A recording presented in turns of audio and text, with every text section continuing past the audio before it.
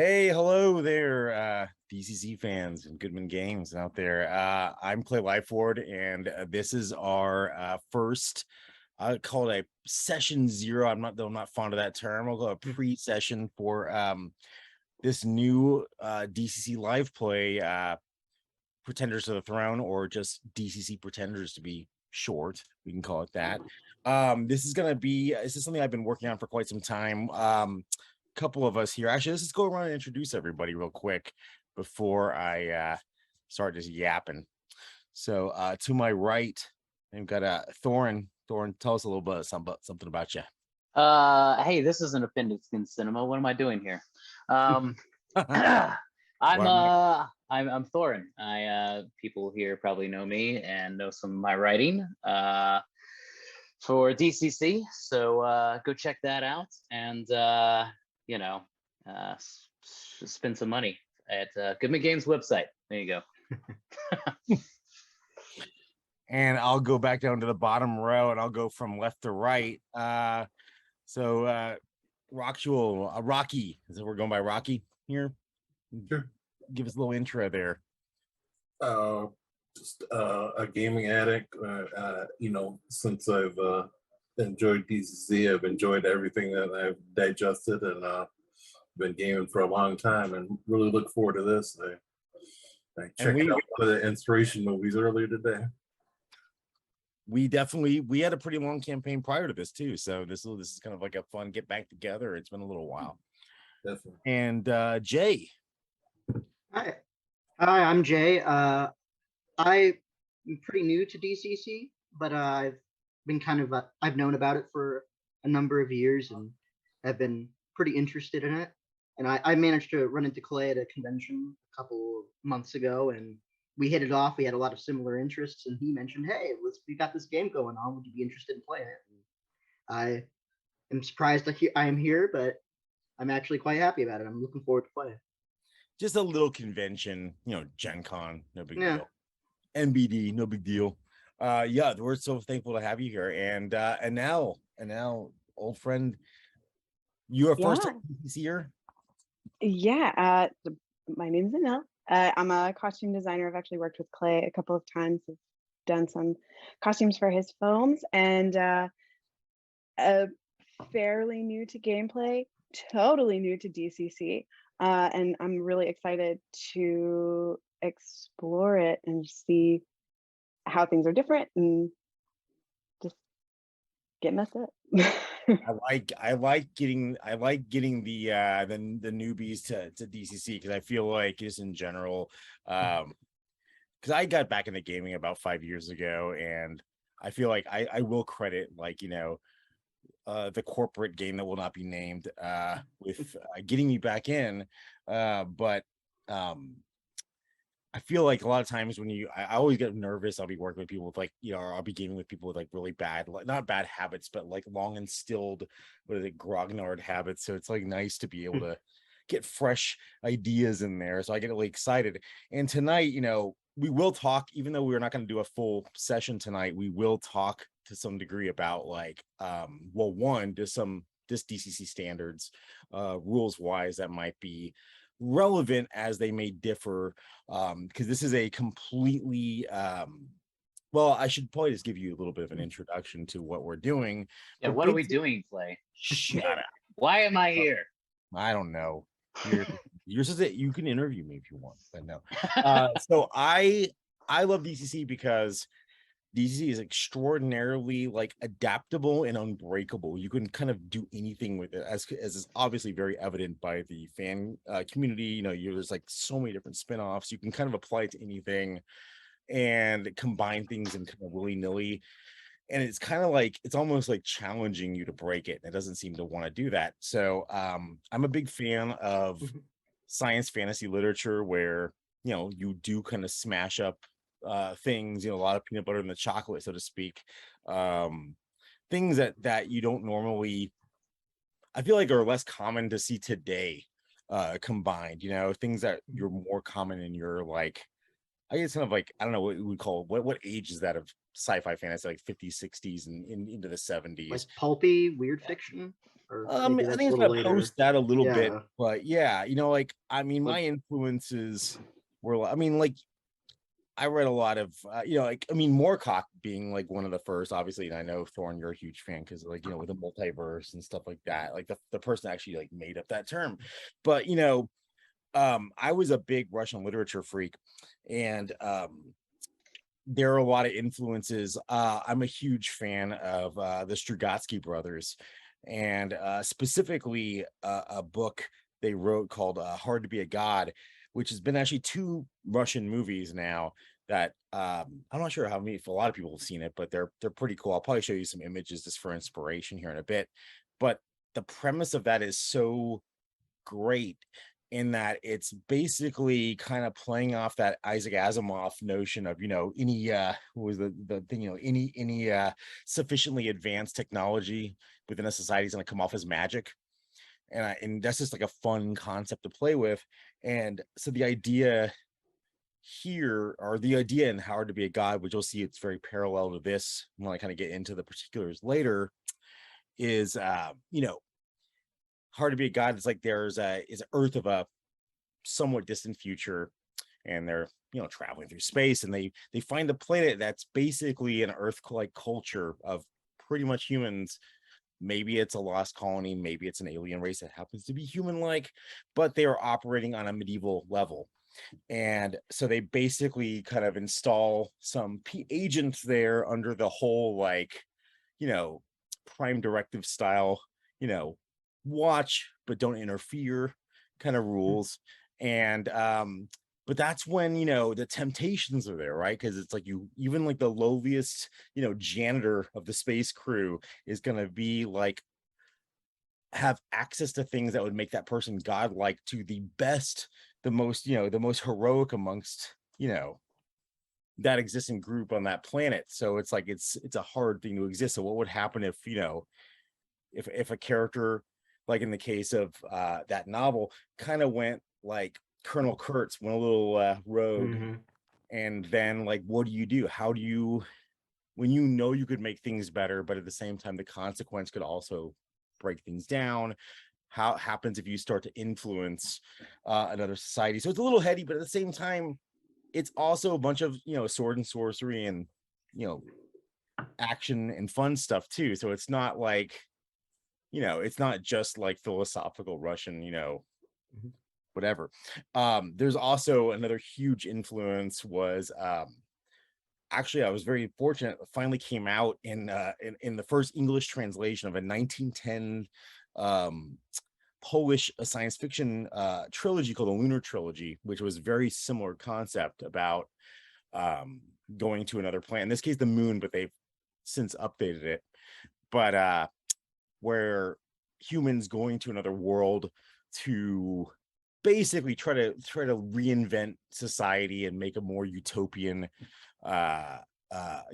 community, kind of like catastrophe ensues, and they're cut off from everything, and many millions or thousands and thousands of years later, their descendants are now the natives of this world, and they are completely unaware of their past. And word finally gets back, so some of the original the kind of independently yet parallel continuance of development humans back on Earth go back to like, hey, let's see what happened to our people. And yeah, and they basically same situation, they show up, and because there were people that knew about them before, there kind of is a little bit of a legend about them. So there's like prophecy, and like, oh, here's our prophesized gods. And what do you do with that when you're just like a person, So I thought, this is kind of like ripe science fantasy for something we could do here. I like the idea of you introduce one more faction, one more element to it, and that element is, all these stories I use as an example thus far, they are predicated on finding a society that's just a lower level of technological level, like either somewhere between the medieval to the early Renaissance. But none of them are like a fantasy world where things have developed like you would see tropes in what we're used to, right? So how would that change things? Well, now it's not as obvious, right? Now it's not as cut and dry. You might go there, see a power grab, or if you're so inclined to think that way, and only to find out that there is something that maybe is keeping that society at that level, or is somehow influencing things. It's always another thing that always comes up if you think about fantasy worlds that exist in kind of like this stasis for any length of time. It always occurs to me thinking about fantasy worlds, like, well, why aren't they advancing? And depending on how much magic is prevalent, like, would you need technology if you have magic? That's on this episode of Crossfire. No debate. Thorn. No, I was kidding. Anyway, so yeah, that's the basic premise that brought me here, and I developed I developed a world and a universe for this, and my premise was I wanted to kind of go against the grain a bit of what I hear a lot about expectations for role playing in general, but specifically for DCC. I think DCC, I love it, but how versatile it is and how much you can do within the framework. And I've never been like, as much as I love dungeon crawling, and it is in the title of the game, I feel like that can sometimes put an implicit limiter on expectations. And though this is meant to be an open world simulation, open universe simulation, so you can do whatever you want in the context, it's also there to provide framework for something that could be less traditionally gonzo, or less dungeon crawling, and more just kind of like ongoing. I've just wanted to be able to show what we've known for years playing in different campaigns, that you can kind of use it for anything. Anyway, so what we will do tonight, just to kind of get you in the loop, and again, this is kind of just an informative kind of last minute kind of thing, just to get kind of let people know what to expect. So first of all, I'm not sure if it says it anywhere, or we've talked about it yet, or any other form, but like, we will be with you guys on Wednesday nights at this time, every other Wednesday night. As long as you guys don't get bored of us. Probably too late for that, but and based on that, I wanted to present an opening scenario. Within that open scenario, we have a special type of character build. It's a kind of modified version of the funnel that I will explain tonight. I'm not sure if we'll get to the character building part as far as actually doing it. If not, we will either have it done before next session or do it live, because it's completely using the randomizer, hopefully in a unique way that kind of adds a few layers to characters that might be different and interesting. One thing that I think once we can talk about a little bit more of just the some of the campaign particulars, there are some house rules, of course, because obviously there will not be at least initially, and this is where things get interesting here. This is where it's kind of, I had to think about how I want you to introduce this, because this starts off more science fiction based, but starts pretty rapidly or gradually, depending on your player actions, goes more and more traditional sword and sorcery as it goes, depending on immersion, like how the characters interact with their surroundings.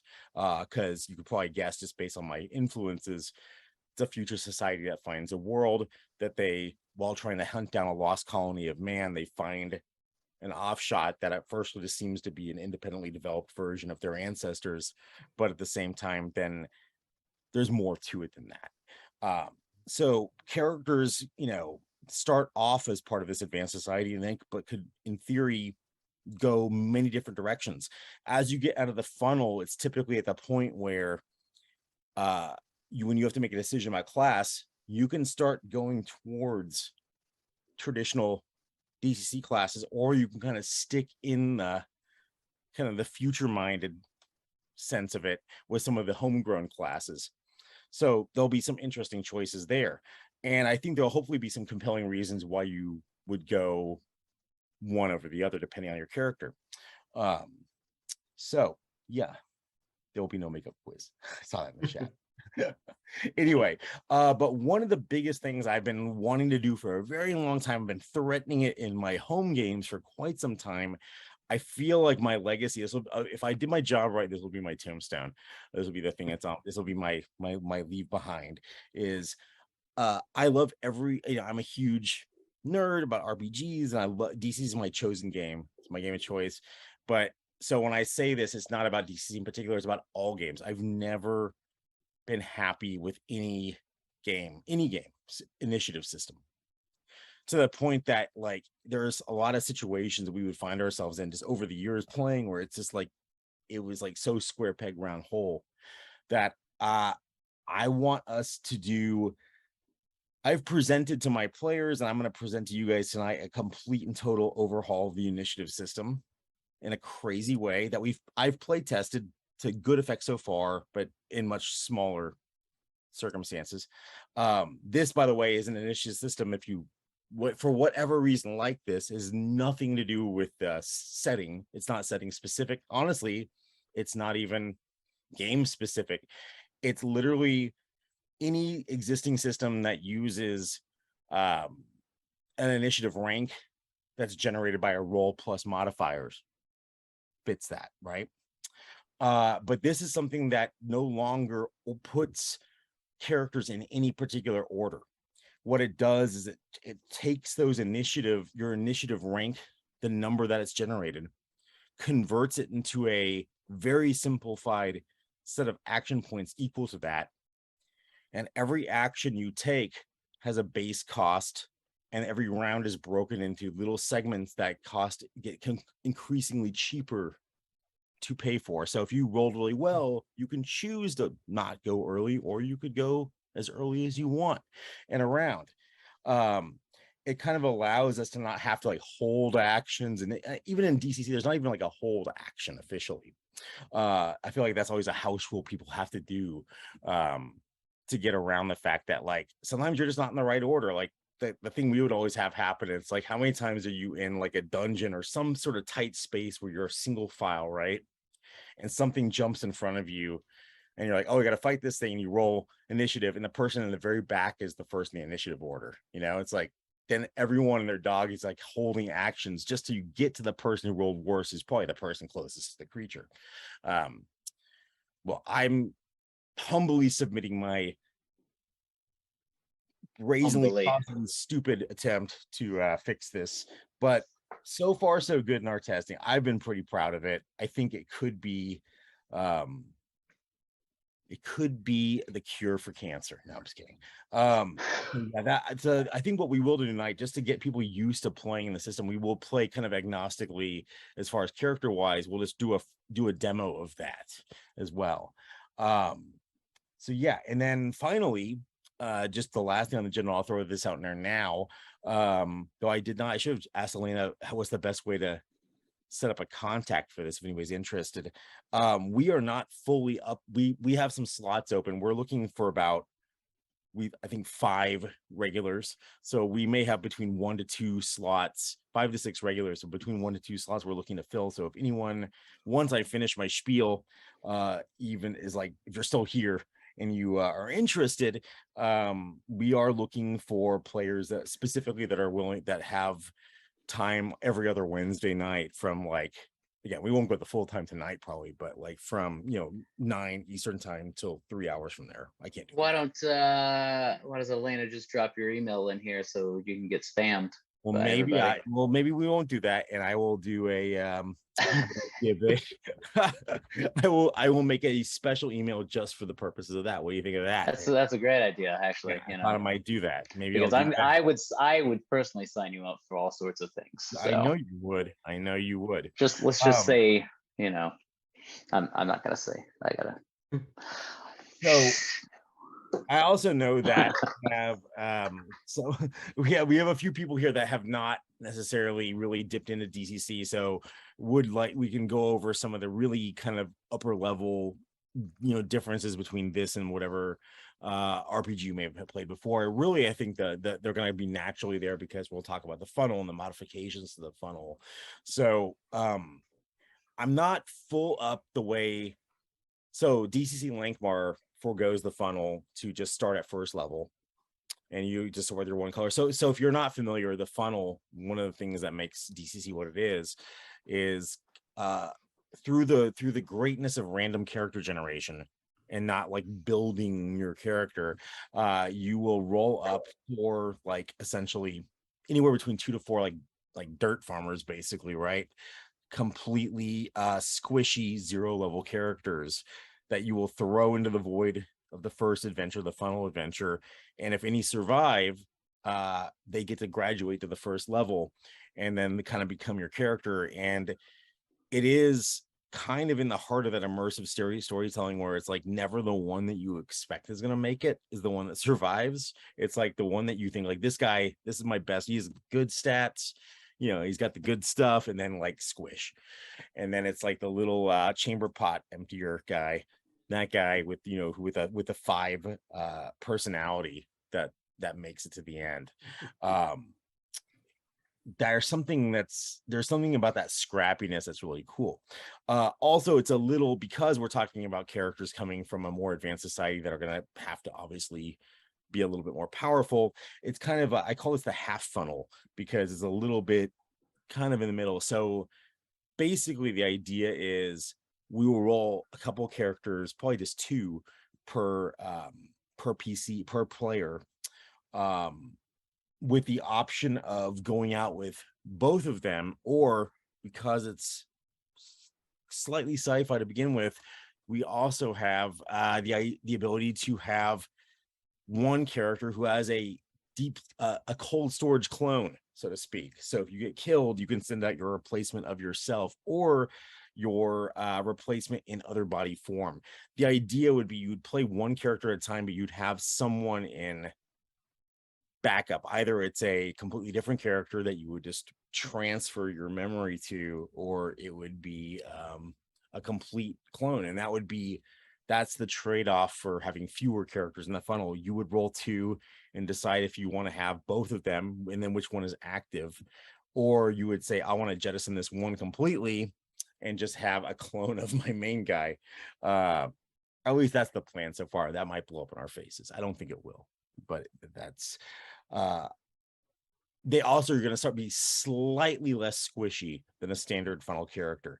The characters in this are chosen for their mission because they are slightly gifted in certain areas that we will discuss. That involves both having a little bit more ability to withstand being pummeled at the get-go. Not much more, but a little bit more in theory. But also has some sort of latency that would be later on translated.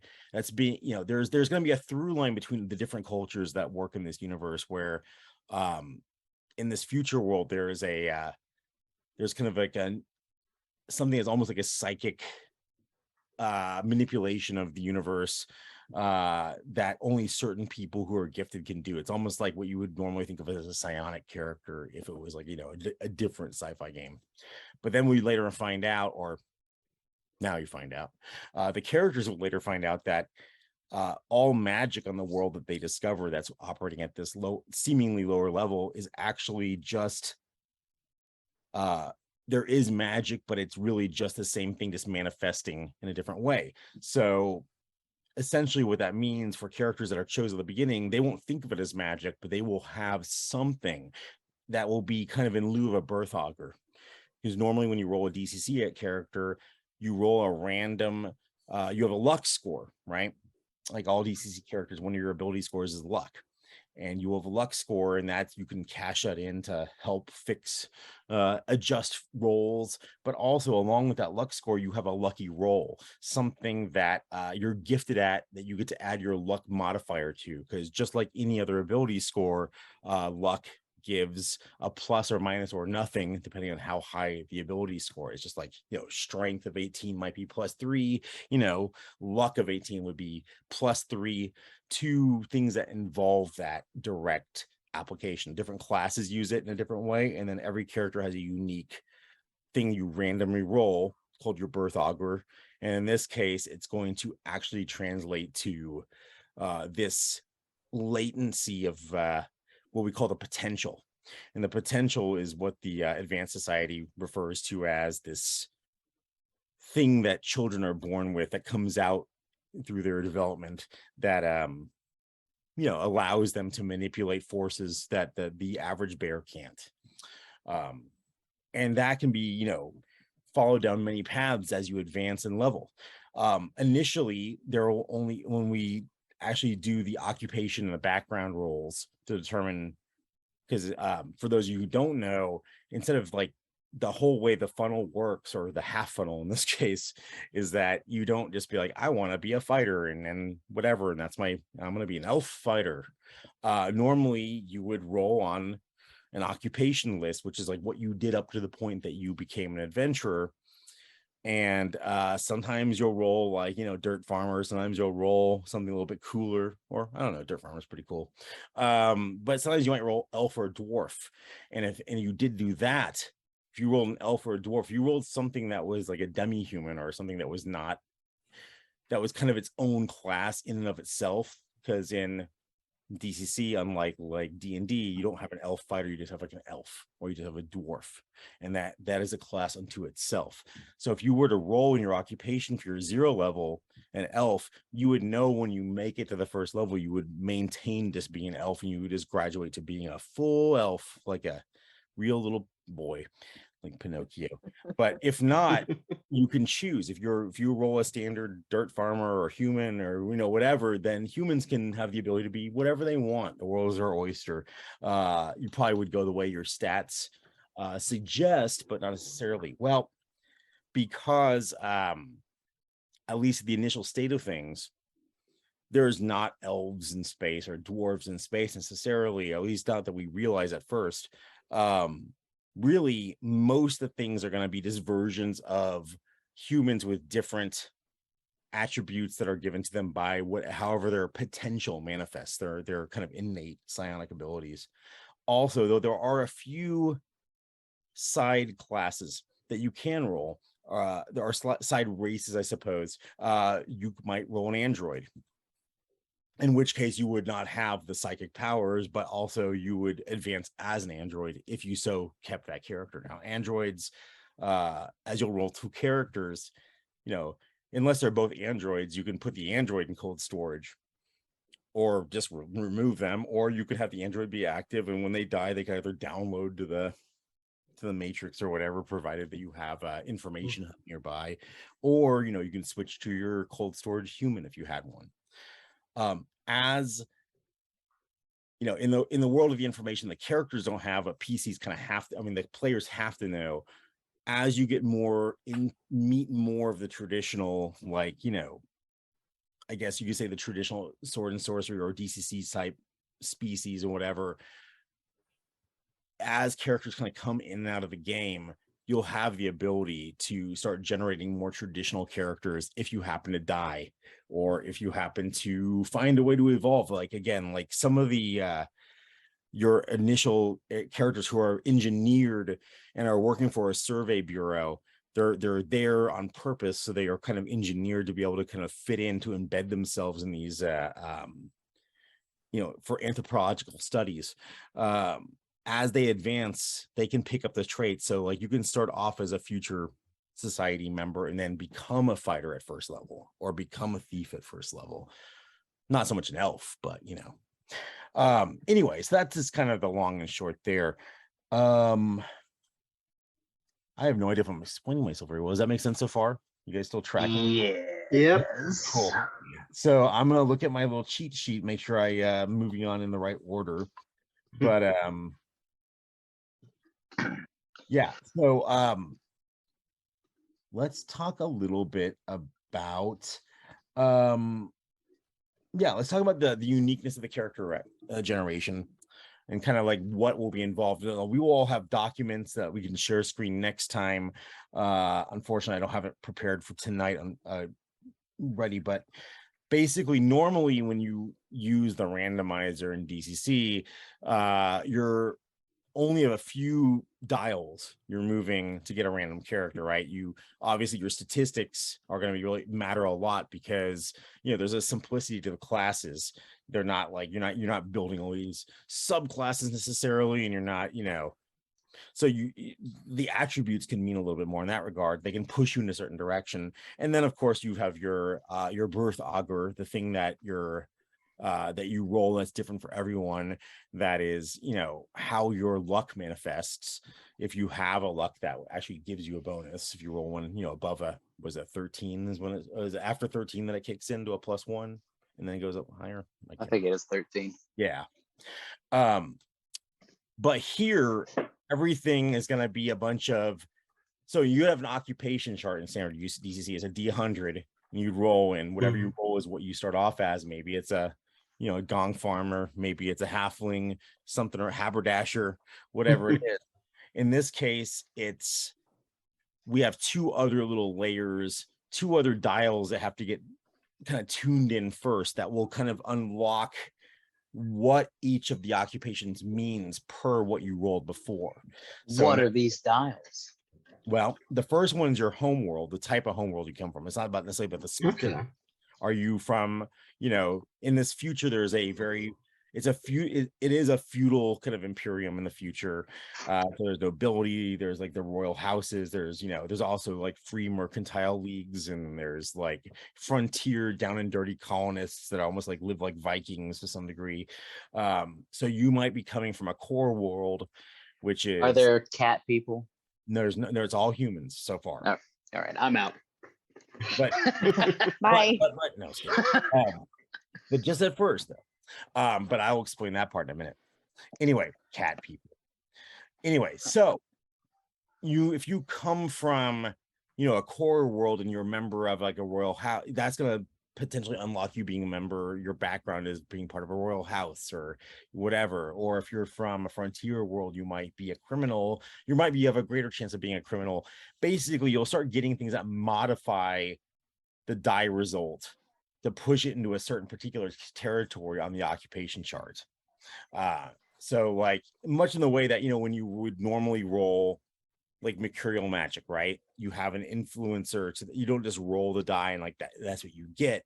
You usually add a percentage to that or subtract one, depending on how good or bad your luck is. Right? Luck is for mercurial magical. In this case, your home world and the two categories will influence your how you interpret your occupation. The first is the home world, which again, it's just going to be the type of planet you come from. If it's more of a hard Scrabble or a prison world, or if it's like a core world where there's riches, that's going to influence what you add to your occupation roll to push you further up the chart towards the results that are more richly rich. But also along with that, you will also have a cast, a random cast determination, like where you fall in the society, which is it in itself modified also by are you closer to the core or not in your home world. So home world leads to the kind of birthright or the cast, and when you get that cast, that one, instead of influencing what the role is for your occupation, occupations are written kind of vague and they usually branch. So like, let's say you roll law enforcement, something in law enforcement for your occupation. It would have several branches underneath, and you would pick you would be assigned the one that is appropriate to your birthright or your caste. So like you might be a political attaché to the security forces of the Imperium. If you are a member of the royal family, if you're a descendant of royalty, you may be like, if you're from a hard Scrabble frontier world and you roll the law enforcement, you may end up being more like a kind of a brute or a thug, just like send that guy in to mess people up, And if you are, if you're kind of a commoner, you might be falling into like just a standard investigator or something like that kind of role. I'm just using off the top of my head, but that kind of dials that in. So, it's on one level, if you look at just the occupations by themselves, they're a little less dialed in, because each one has subcategories that are determined by the previous thing. So we will first determine your home world, which will influence your birthright, and the birthright will give you a branch for once you roll your occupation. From there, like standard, you will get equipment and, you know, starting stuff that is appropriate to your station. You will then separately roll your birth augur in this case. So it's assumed that every character that begins, you are together for a reason. You're together for a reason because you were drafted by the Imperium because you have special abilities, and anyone who has special abilities over a certain age, unless you're running from the law, you get shoved in with special services, and they assign you to where they think you are best fit. So you guys will be part of a crew that's assigned to look for this legendary lost colony of man, 40,000 years in the past, when the exodus from the dead earth happened. And when we join the adventure, you will have found a candidate world, and you find the first life that you cannot place directly back to the Imperium. And then it becomes about how you want to interact with that is up to you, based on some very simple protocols that you're supposed to do, but you don't have to do. So that'll be all the stuff that we provide you as documents as we get into it. But that said, I think I was going to say about that.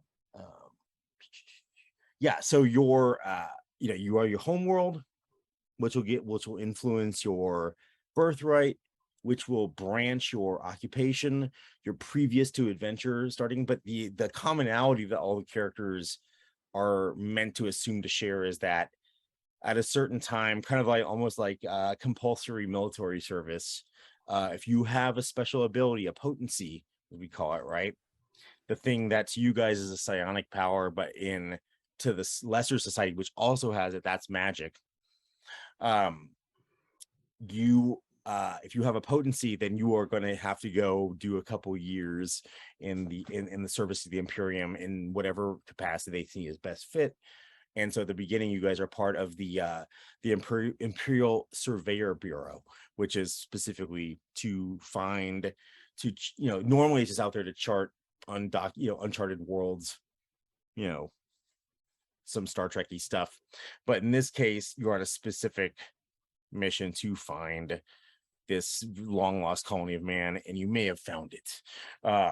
But yeah, so what you do when you get there, that's also going to be influenced by the last dial that we haven't talked about. And that last dial is I like to call it the drivers and dilemmas. So to kind of jumpstart role play and to do something just to give you something to play with, and actually to benefit you in how you role play, because this is how luck will be rewarded. You will randomly roll, but also be influenced by your station. What secret you have that's either a non-official, a non-endorsed personal goal, which is usually tied to a dilemma of some sort, that is a problem that you've been hiding that could catch up to you. These are all things that would be very easy to become relevant if you so choose to interact with it when you see opportunities within the world. This can be a story shaper of sorts. It's going to put characters, when they hit a crisis, at odds with each other just natively, without having to have any extended fake world building put in there. It's kind of an auto driver. Because that's the other thing, honestly, that kind of motivated this whole thing was I like the idea of having a very limited early buy-in. Like everything we're talking about tonight, and I'm already making it more complicated than it needs to be, but everything we're talking about tonight is the only thing you have to know about the characters, because when they find a new world they've never encountered before, and it becomes about, shortly after that becomes about that world, they know no more about that than you do. As the players and the PCs are at the same level of information. So there's no let me look at the wiki for this world built thing that the judge made or whatever. So you kind of have that fun, there's no additional homework that has to be done on the player end, and what they know their characters know, and because also since the slightly advanced society that happens in our own future, you can also tap into to some degree, previous knowledge you have as a person, and it fits more of that kind of old school OSR style, like test the players and not the stats kind of thing. I don't know. Anyway, so let's do, where are we? How are we doing on time? We're good. All right. So let me give you let's take a break from talking about the worldy stuff, if that's cool, just to shift gears a little bit for a moment. You guys want to talk initiative and show you how it works? I think it's kind of fun. Sure, let's do that. Okay. Yeah. Let's look at this 5 pages Shush your document mouth. you've written. That for was all initiative. the edge cases. As a DC player, you should know the rule book is thick, but not because you have to know it all. It's because it covers things that are specific to. Oh, you're just giving me a hard time, aren't you? That's okay. All right. Too So long, didn't read. LDR. So I'm going to share a screen just so I have you don't need to read this. It's very, very simple. Let me just do this. Let me pull up my document. Should have had it. Spectacles are here. Yeah, well, It's getting serious. Yeah, I mean, I wrote it's 5 pages, single spaced, 3-point font. MLA format. MLA format. Did the homework. Where did it go? Highly cited. Oh, here he is. I found it. Okay. So, all right. So I am, this will probably not share very well because it's just on my screen. So, I mean, my little window. So I'm just mostly doing it for my benefit. And you guys all have copies of this, the cast does. Mhm. But at the same time, it's like, this is really easy to explain. I just want to be able to read it. So I'm lazy. Where did my, oh, here it is. I have too many windows open. I can't find anything. Here we go. All right. So I still have share permission, right? I'm going to go ahead. Let's look at this. There we go. Where is that? No APA, only MLA. All right. That coming up okay? Did I break it? Oh no. Uh-oh. Yep. Oh boy. Everyone here, even if you haven't played DCC, So humble. I know. My mother is proud.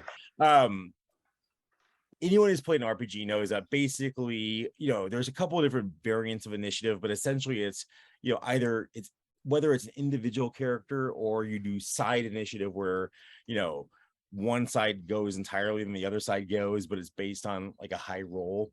The most modern system is you roll a d20. If you have an initiative modifier, which is usually based on certain classes get a bonus as they advance in level, and certain characters get a bonus additionally for high agility scores or dexterity if you're D&D based. And then that number is when you go and you basically traditionally you would go in the order from highest to lowest initiative. Well, as I mentioned earlier, as we talked about this, it's annoying because sometimes it never ends up working out the order that you can like build tactics or want to work off each other, because the person who rolled the highest initiative is in not the most ideal place to go. So like, can I just hold on to my action? And then you're waiting for the person who rolled really crappy because they had the cool thing they wanted to do. So I thought, I wanted something that was a little bit more tactical and decision based, and also has a little bit of an extra fun kind of like what was the term? Not the fog of war. What's the term I'm thinking of? Like, people like gum up when they get paralysis. You get the paralysis of fear when you're in the field. There's a term for that that's like really common, and I'm having a brain blank. But anyway, so basically the way it works is, and here's the best part about it, nothing changes mechanically. You roll initiative like normal, same modifiers, same everything. So you roll your d20 if it's a d20. Most of y'all will be a d20. So I think there's some modifications that are circumstantial. You'll add whatever normal modifiers you have for your class, your level, or your agility score, whatever would modify that. And if there's any situational modifiers, you would do the same. But that number is no longer your rank. It's not when you go in the initiative. That number now represents an equivalent number of, let's just call it AP or action points. I took this idea from board games, which is really strange. I've just never seen anybody do this before, which seems boggling my mind. So I did not invent this. I just stole it from not RP role-playing games. Anyway, but it works. So, okay, here's the deal. So on every round, and we can actually play around with different things. I haven't made a decision if it works better. I don't know enough from playtesting yet, which works better if we just, I think it might be worth re-rolling initiative every round. So that way, if you kind of didn't do so great the first one, you at least have a chance to add back to that tacticality. But we can play with that. We could either hold the number the entire time for every round of combat, or we could re-roll it. But basically what happens is that number you roll, let's say your normal initiative number was a 17. Like you, and that was like 15 plus 2 for your agility or whatever, because you had a 17 agility or whatever would give you a +2. I can't remember. That number is going to be like, oh, I have my 17 rank is now 17 action points. Every action that you can do basically costs 8 action points to do it. So like a normal move you would have. And in fact, there's actually a little chart of the price chart down here, because it does change once you do your allotted actions. But there's a little tiny little action point price list down. Generally 8. At For the anything- bottom of the 5 pages for everyone following along. If you're gonna memorize this, is very, very simple. I'm gonna get it really- tattooed actually. That's right. If you tattoo the number 8 on yourself, you're probably fine. So basically what happens is the round is going to be broken. And this will be very old school for some people. If anybody here has been like old school D&Ders, I'm going to break the round into 10 segments. Segments are just like little sub rounds that you don't have to worry about anything more granular than the fact that there's 10 moments in a round. Anyone who goes on who takes an action on the same segment is going simultaneous to each other. Much in the way that some people would use people with the same initiative rank in traditional initiative would be like, if I had somebody else as a 17 initiative, some judges would be like, well, you pick who goes first. Other judges are like, you guys go simultaneous. I like the simultaneous. But in this case, you have an action point pool. That is that number you rolled. Now that might be a really crummy number.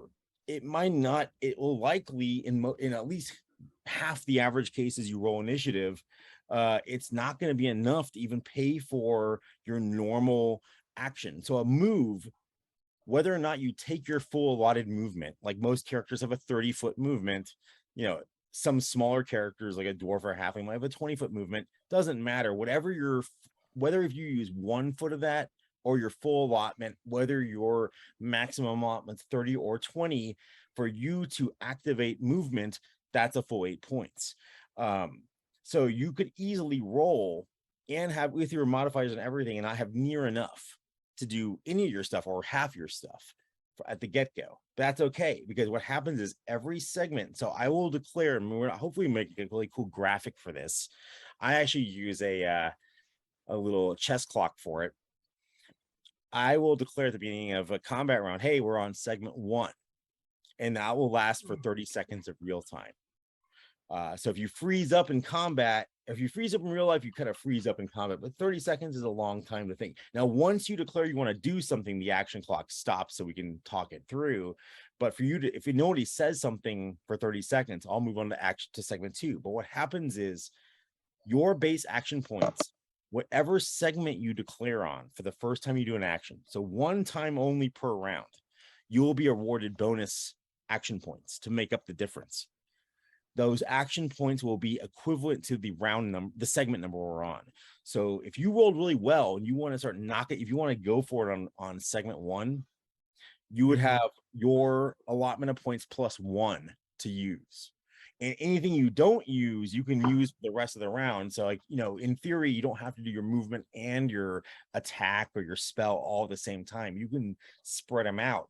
Just know that the moment you declare whichever segment you're in, if you're in segment 8 and you haven't done anything yet, you will have your normal amount of points +8 as a total pool to spend on. So if you rolled a natural 1 and all you want to do is attack somebody, you don't want to move anything, where In segment 7, you could do that because 7 plus 1 is 8. Why I paused there? I have no idea. I just paused. 7 plus 1 is a number. Does that you guys track with me so far? It's Yeah. real Yes. it's about as simple as it can get, really. It's just a different flavor. So there obviously are a few edge cases which add up to the 5 pages of random notes to try to account for everything. But really what it comes down to is any actions you take up to those normally allotted. So most characters at the first level, 1 action, 1 move, right? Those are all cost 8 points each. If you get to a higher level where you would normally get 2 actions in a round and whatever, that would cost the same initial base cost. So what that means is that second action, unless you rolled really well, might come at the end of the round. But here's the thing. The catch-all fix for the really, really edge cases is by segment 10, if somehow you are meant to have standard actions that you have not been able to pay for, anything that you couldn't pay for that you should normally get at the end of segment 10, you get to go on segment 10. So if you just rolled complete dog poop, and it's really actually doesn't work in most cases, the math works out, so you shouldn't have to worry about it. This would be really for somebody who rolls terribly and they're a higher level character, but also your initiative modifier at those higher levels kind of susses that out anyway. Yeah. Well, that's I see that in the chat. No, I actually, in my experience, is not taking commentating forever, because here's the thing. If you don't go, you don't go. You have 30 seconds. It engenders you to actually make quicker decisions about what to do, because if no one says anything in the 30 seconds, anyone, once we pause to take it in an actual action, it's kind of like buzzing in on the $60,000 pyramid, where if you buzz it, once you buzz it, if you can't just buzz it just to stall for time. You buzz it, I'm waiting for you to say something. If you clearly don't have anything, then the shot clock resumes. But once it's buzzed, anyone who wants to do something within a reasonable time with that person, once that person explains himself, the next person will have the opportunity to add on to that if they want to do something in that same round. So you can have multiple people go in the same time. As many people, everyone could in theory go in the same segment if they rolled the right way, and that would be just simultaneous action. Mhm. If you go earlier in the round and you kill someone, that person's gone. They don't get to do their action. They're dead. If they didn't go in that same round, that they're out of the picture. If you kill someone who is literally also declared in that same round, like I have a monster, it's going to go along with you on segment 5. Even though you kill that person still gets to get their little gets their pop shot in before they die. They're still dead, but whatever they would have done before they died gets out there because they are simultaneous to you. So yeah, and so you'll see, though, I have a few little edge things on here that you could do if you want. This unlocks a few things that you have the ability to do. You can so there's little things like sometimes you have those little free actions, things that you normally like. I want to give a high five to somebody, or what, I don't know what the hell is a standard, like those free action type things that don't really cost anything. I kind of have a simple thing there where it's like the first one's free because it's a free action. Anyone you do above that first one is going to cost initially 3 points. Then it's going to basically multiply by in intervals of 3 from that on out. So that way you can't just take a million free little bonus actions, but you could, in theory, do a whole bunch of those instead of your normal action if you wanted to be like, I want to juggle a performance of juggling for the enemy. I don't know, whatever. Also, same thing with if you roll exceptionally well, there's a chance you might actually be able to do almost like I guess you could almost consider almost like spell burn your not really your attacks against thinking bonus. If you roll incredible, if you can pay the point price, anything above your normal allotment. So normally if you're a 1 attack per round character, as opposed to like maybe a fighter later on who gets 2 attacks. Whatever your allotment is, if you happen to roll, if you have bonus points left over and is enough, you could in theory take another action than you wanted to. Now, here's the only thing about that. So the price is a lot higher. So you'll see that just anything up to the normally allotted action would just be 8 points. It's the one number that's they're good. Remember your 8 points. Just know that anything that you take above your allotment, not your standard amount, so if you get 2 attacks per round, both those would be at the same base cost.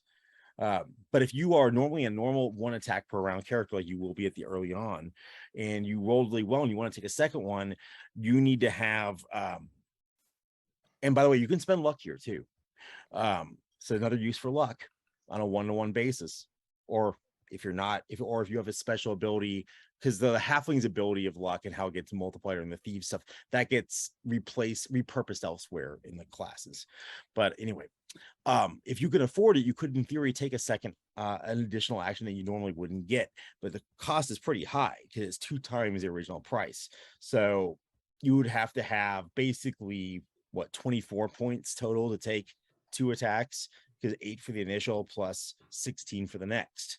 So it's possible. It's rare, but it's possible. But if you really need to make something happen and you're like a desperate act and you're willing to burn luck for that, because you remember, so for those of you who don't know how luck works in DCC, it's an attribute that helps you modify certain rolls, but also can be spent as a resource to increase rolls by, if your luck score is 18 and you want to spend 2 of those luck, most characters on a 1-to-1 basis can add whatever they burn off towards their roll. So if you could even do that with the initiative in this case. Can you do that with standard initiative in DCC? Does anybody know? I never even thought about that. Can you increase an initiative roll? I mean, it's completely irrelevant. I'm just more curious than anything else. I feel like you could if you really want to. I guess there's only no That could reason be why a you wouldn't be able to do judge's Yeah. decision.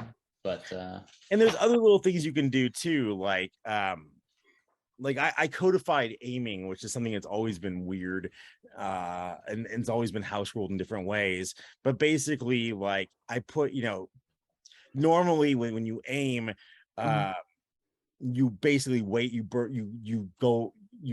don't go for the rest of the round, and you get a small bonus the next time if you're gonna like shoot a missile at somebody or an arrow, right? But here it's like if you pay an additional point cost above the normal one and an additional segment cost, then you can get a commensurate bonus between, maximum of 5, but anywhere between 1 to 5. So you can, you have a little bit more tactical choice. Now, look, at the beginning, well, when we try it, we'll see how it goes, but it's going to take some time getting used to it, and it might totally tank and we might drop it at some point. But I feel like from the playtesting I've done and from what it can actually do and like solve the one thing that makes me nuts in most games, or all games really, I really want to see if we can make this to be my legacy. Just kidding.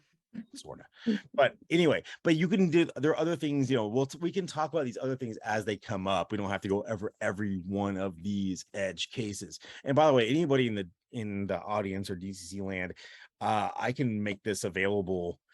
I got to clean it up a little bit, but I can make it really available. I've put it on the DCC Rocks Facebook page before in the past. I'm happy to see if anybody else wants to give it a whirl or tear it apart or whatever they want to do with it. It's been a lot of fun to play with. But yeah, basically,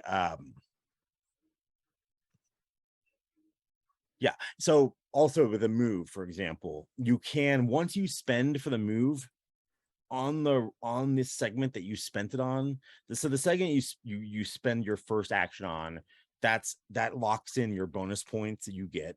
If you go on segment 7 if you haven't done anything before segment 7 that cost points, you can take a free action before, that's fine. But if you take anything that cost points prior to if you don't take anything that cost points prior to like segment 7, for example, out of 10, you would get the bonus 7 points. You would get no more bonuses. But at that point, if you took some of those points, if you took 8 of those points to move, well, the second you cash in points to move, it's 8 points regardless if you go 1 foot or up to your maximum amount, which is usually 30 feet, right? But if you can stockpile some of that and take the rest of it automatically any segment later on. So let's say you want to move 5 feet in segment 7, you have 25 left. You do something else, and so maybe you go 5 feet and you attack somebody with you pay the 16 points to do both those in segment 7. Then you still have 25 feet left. Well, those don't go away until you spend those off. You can use those in any other segment just automatically. You can just say, hey, in the next segment, when it comes up, I want to use 10 more of those feet. In the next segment, you can use the next 15 or 10 or whatever you want to do. So you can just burn them off the moment you pay for it. You can burn them off in any round or any segment, that you want to. And if you run out and you want to keep going, you want to do the fabled double move, when you forego, normal in vanilla DCC, no, just kidding. In normal DCC, or any game really, when you want to go further, like you want to run across the room, you want to make some distance, so you're going to forego your normal action to do so. Well, you can do that here. You can forego your normal allotment of action at the standard cost, right? Remember, it's all about how many you get to do at the 8 points of cost. So if you're first level, you pretty much anything, you would have one action, one standard action that would cost you 8 points, and one movement that would cost you 8 points. If you wanted to do a double movement, you could either forego that action, and both those movements would only cost a total of 16. Or if you really, really somehow wanted to get in an action plus a double move, it would cost you 24 points. So, because that would be one above your normal allotment, therefore it'd be a double price. I think it'll be easier once we do it. And in fact, we want to try it. Should we try it just for fun? See how much it explodes? Yeah, let's do it. Yeah, I'm good to go. I gotta die right here. It's free, you jerk. I saw that on the chat. I can see the chat. I can see the screen. I don't.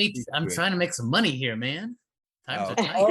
Okay. Well, I take it back then. I take it back. You're right. So let's just use some standard character. I'm just gonna give you, we're just gonna use BS characters real quick just to do this, because I don't want to generate characters just for the purpose of trying this out.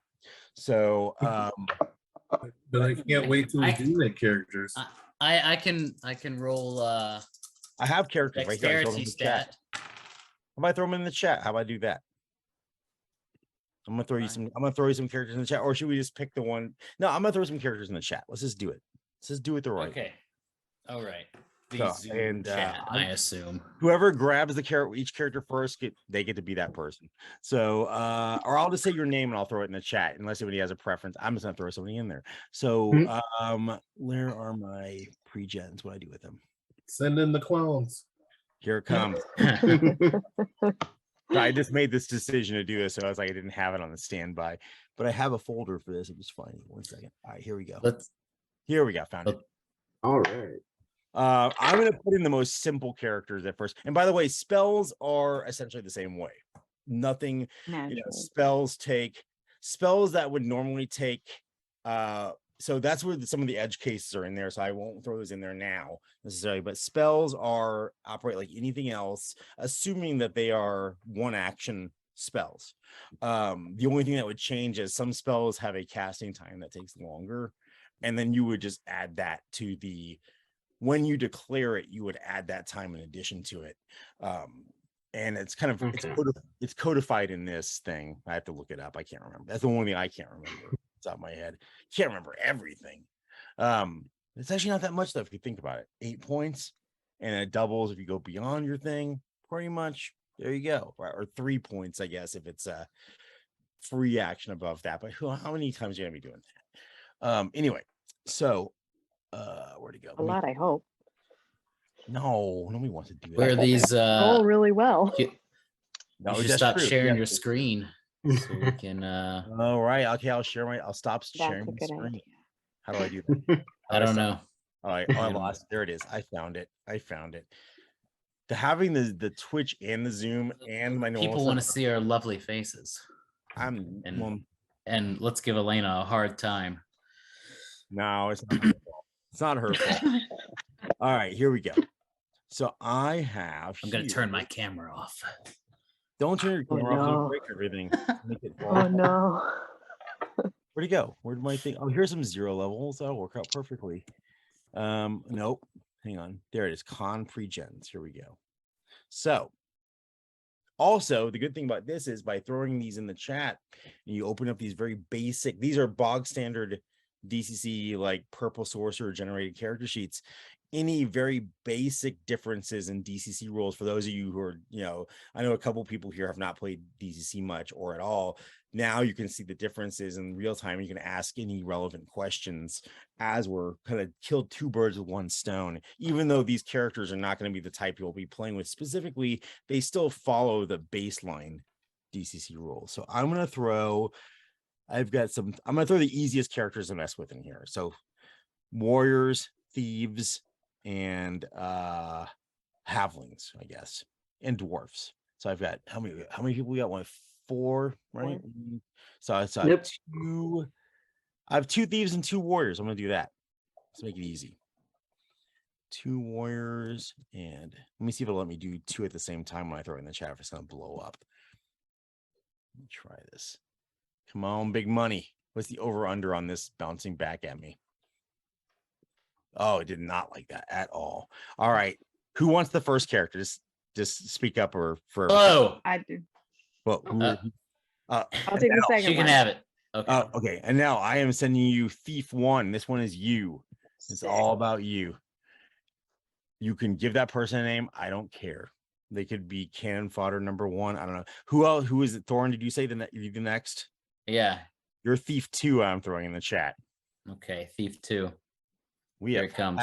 oh, good lord. It's like if you've ever thrown a document by dragging it into a Zoom chat, it's like trying to hit Womp Rat and Beggar's Canyon. I swear to God, it's the worst. Cannot. Oh my God, it keeps kicking it back because I can't hit the little spot. You could just press the button that says like There's a button that says it. no, I guess there's No, not. there isn't. There's no button. That this is being persnickety. Hang on, it's coming. I don't know why it's giving me some. You could just tell me what the strength and dex, and But I luck also want stats a are. chance to answer other questions that are unrelated. Do you mind for me to say that part? No. Yeah. Normally this works fine. I don't know why it's being weird. Oh, there it goes. Okay, here comes 2. Cool. Now I'm gonna send who wants warrior 1? I'll do it. All right, here comes warrior 1. Going in the chat, and then the last one will be warrior 2 here in a minute. See, now it's working fine because I don't know. Here comes warrior 2. Oh no, I know why I did it. It's because it was trying to still highlight 2. Okay, here we go. Here comes warrior 2. Last but not least, should be going through. Those go through for everybody. I got my guy. All right. So, at any point, if anybody has a question about their sheet, I'm not going to share a screen. Everyone, I think, should be able to share their screen. So, if anyone has a specific question, they want to point something out on their character to answer even non-initiative related questions, because if you haven't played the game before, you're like, what is this thingy here? But I will pull up one random one and just point at different things on the sheet real quick that we're looking at, just so we're all on the same page, literally and figuratively. So I'm going to open up. I'll just open up Warrior 2 just for grins because it was the last one I clicked on. And I'm going to share my screen and we will take a look at some of the things that we will need to reference. So I'm going to go here. I'm going to go to here. I'm going to stop talking to myself at some point. All right. So, Check Thorn, out. I got a cow. I'm going to let you talk for a while. Thorn, point out the important things for initiative. Okay. It's the important same things for rules initiative. as far as generating Um, the numbers. So you're gonna look at your agility, and for my thief, my initiative over here is a +2. So when I roll a d20, it'll be a +2. I add to that d20. And that's generated So- from your agility modifier over there, which also says +2, correct? Yes, yes. Sometimes that doesn't count for every class, but it must count for. No, it counts for every class. The only thing is that the warriors additionally get their level as a bonus. That's correct. That's correct. Yeah. Yes. Oh yeah. So like I Way to just go, rolled a guys. 9, so my initiative would be an 11. So I would have 11 action points to Yes. use. So in theory, rolled a I think 20. that- Oh man, that's awesome. That's sick. So good at lying. I'm just kidding. Oh no. No. So by the way, so yeah, so basically I think the warriors, tell me if it does do this on their character sheets or not. I think the combat basics section already compensates for the combination of your agility bonus and your level bonus if you're a Yes, It should, yes. it So does. when you start off, technically, actually, when you start off, you'll have that +1 because if you go in segment 1, you get the additional 1 point from being in segment 1. So basically, I will give you a scenario. So I would say everyone roll initiative, and you just roll like you'd normally roll, but you don't need to declare it to me what it is. You need to track it for yourself. And in fact, you can let it be a surprise and like be like, haha, I had this many points. It's an honor system. So nobody will know when you can go. I Now, always have 24 points to spend. here's the thing though, guys, like if you want to strategize together, I don't care if you tell each other, like I can go on segment 1, I can go on segment 2, you can do whatever you want as long as you declare within the allotted time. So if somebody's like, I can jump in there, and you could chain things off of each other in theory. Anyway, so Mhm. actually, why don't you stop sharing now? I'm gonna draw a little No. I'm gonna do a little John Madden little scoreboard using the whiteboard on here, just for funnigans. We're gonna make up this really completely random scenario where the 2 thieves and the 2 warriors got into a bar fight with some angry city guard. Thorn, do you mind doing this? You're gonna be my John Madden. Make me do everything here. Draw to your heart's content. Just draw some circles. We know that there are people. Put our 4 circles that are our guys on a white board with an equal amount of baddies that are opposite them. It doesn't matter where they are. You can put obstacles in there. I don't care. Oh, okay. Circles versus squares. Hold on. Make wait. up to your heart's content. Put 4 generic guard guys, which I will track with your 4. You can label, them either, warrior 1, warrior W1, W2, T1, T2, or you can also just use our initials of our players. All Actually, right. do we have any overlapping initials, or we're all separate? And now, yeah, we're all different. We can just use our initials. It would just be Okay. X or something for all mine. Oh no. I don't want that color. Okay. Wait. Oh, now he's got to color code it. You're making fun of me, and now you're like, I don't like that color. Look, these are all the tables in the bar. Okay. Should have known this was to give you control of this. All right. Okay. We're sitting over here, I guess. All right. I'll be purple. I'll be gray. Is there a gray? The guards are yellow. No, cloaks. wait, it's I don't know how purple. It many look there are. looks like gray in my lighting.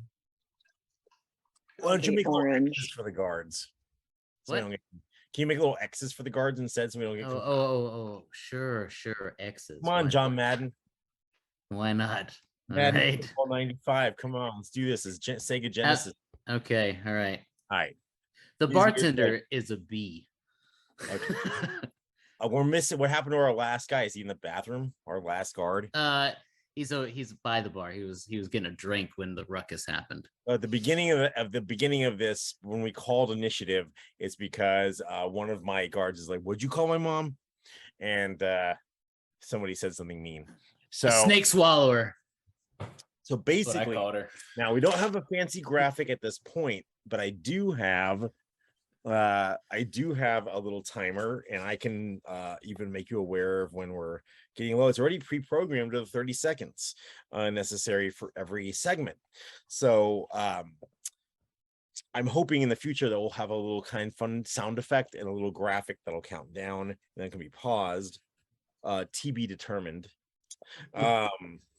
Let me turn this on. Have my little 30-second thing here. Shush your mouth. We're all inside the bar because there's a giant cat roaming around. So So let's just pretend like you're 10 feet away from that table, just for the sake. okay. Okay. All right. All right. So everybody's about 10 feet. So basically, I would say is all right, everybody have their number. I should probably figure out what my guys have. I do a modified version for the monsters, which is a little bit more simplistic than that. I basically just give them the same thing. I think I can't remember what I said for them.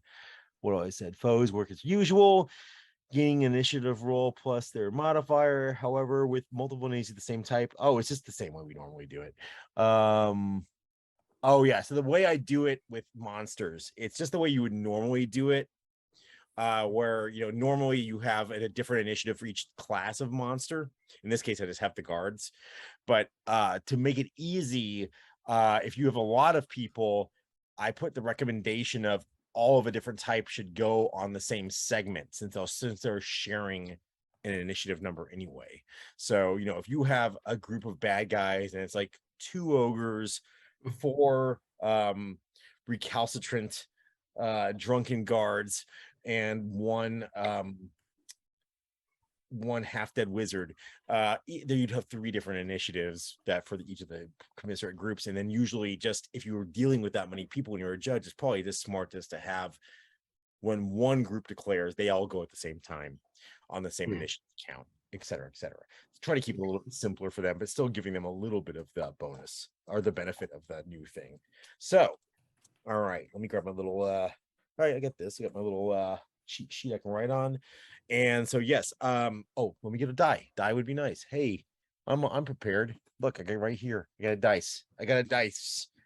So I job. have one group, so I'm rolling 1 initiative for all of them. Oh, you guys in trouble now. All right, so that is, and since it's not a big thing that we're just practicing, I'm gonna tell you, I rolled a 12 and they had a +2, so they have 14 each. Each of them have 14, and what goes for the goose is gonna go for the gander. So when one spends, they all spend, just to keep it easy. Mhm. So if they decide to go whatever they go, that's what's gonna happen. All right. Now, Right. one thing. Oh no, that's not true. Just kidding. So remember, I will throw this out there as one thing to remember. Like you might be thinking, ha, clever. I have a smart idea. I'll let them come to me. Therefore, I won't have to use a move, and I can get 2 attacks in for the same price. Well, if you remember, above your standard level and class allotment, you would have to pay double. So if you think you're being smart and you're going to not take a move so you can take a second action, well, you would have to have 24 points to pull that off. You follow me? Because any action or move above your standard allotment, or in the case of the double move, when you forego a standard action for an additional move, anything above that's going to cost twice for every interval you go up. So the first one would cost 16 points. The first one above your normal allotment would cost 16 points. The next one would cost 32 points. So that probably ain't going to happen. Anyway, so we are on segment 1. And we are about, let's see if this looks, this is just gonna, this is probably, you'll just have to use my, I'll use the honor system. I trust your dice, and you'll trust my timer. I'll give you a 10-second countdown when we get towards the end. I will stop the clock once someone declares. I will only restart the clock when, after that person completes, if there's no one else ready to immediately jump in. So you can kind of, if you're on top of things, the person that's more experienced and more good with combat, or the more comfortable in combat, can kind of hold the clock, so to speak, for somebody to kind of like, so if you don't go when somebody else is talking, that's a good time to start thinking about what you want to do and still get in on the same segment. Because the second they're done, I'll give you a few seconds to be like, all right, any other takers for this round? Before I resume the clock again. So, all right. So we are on segment 1. So if you were to go this round, you would have your normal, whatever you rolled, whatever your result is, plus 1 if you went this segment. So I am calling it. We are on segment 1. Does anybody, anyone can say anything at any point? Why is this thing not counting down? Count down, you little jerk. Go. Oh, there it goes. Nope. I rolled too low to go, so everyone needs to go before me. Just throwing that out there. Anybody capable of going in the first round that wants to, or should my guys just go? I will. I rolled a an 18, and that gives me 19 points, right? Since it's segment one. Correct. You have Okay. yeah. So you could do both your things if you wanted to within your standard. You could do a move and an attack. All right. What if I want to drink a jar of honey that I have since I'm a That's beekeeper? the first one is free. No. Your first action is your first free action is free. Any above that would cost 3 points. So yes, you could in Okay. theory, you could actually probably afford to drink 2 drinks and do everything else if you really wanted to, but it might start affecting your rolls because you'd be drunk. But yes. Mhm. Well, I mean, it was a jar of honey since I'm a beekeeper and some Oh, equipment. so So that's special honey. yeah, it's special honey, I guess. All right, I feel like we're stalling now, so let's go. What do you Yeah, want? no. Gaming the system on the first one. No, I was kidding. What do we got? What you doing? I am going to move towards this guard right here. All right. And then Whoa. So you cost 8 points to do your move, and you have probably 20 move left if you wanted to. You can hold on to that for later because that's still in the kitty Mm. because you already paid for it. So you Okay. use 10 or 20, and that you could use the other one later on and whenever. And by the way, attacks from disengagement that normally are free attacks, like an opportunity style attack, or not an attack of opportunity, but an opportunity Ah. attack. Those would Mm. be the same as per normal. They wouldn't cost you anything. Okay. So if you walked away from that guy, they get a non-cost freebie on you. So yeah, so you spent the 8, you took 10 of that points. Now you're next to the guy. I'm assuming you're gonna attack him. Yes, I will strike him with my staff. Okay. So you would gonna roll. Okay. We'll be rolling a d20. Yep. That would be plus my attack.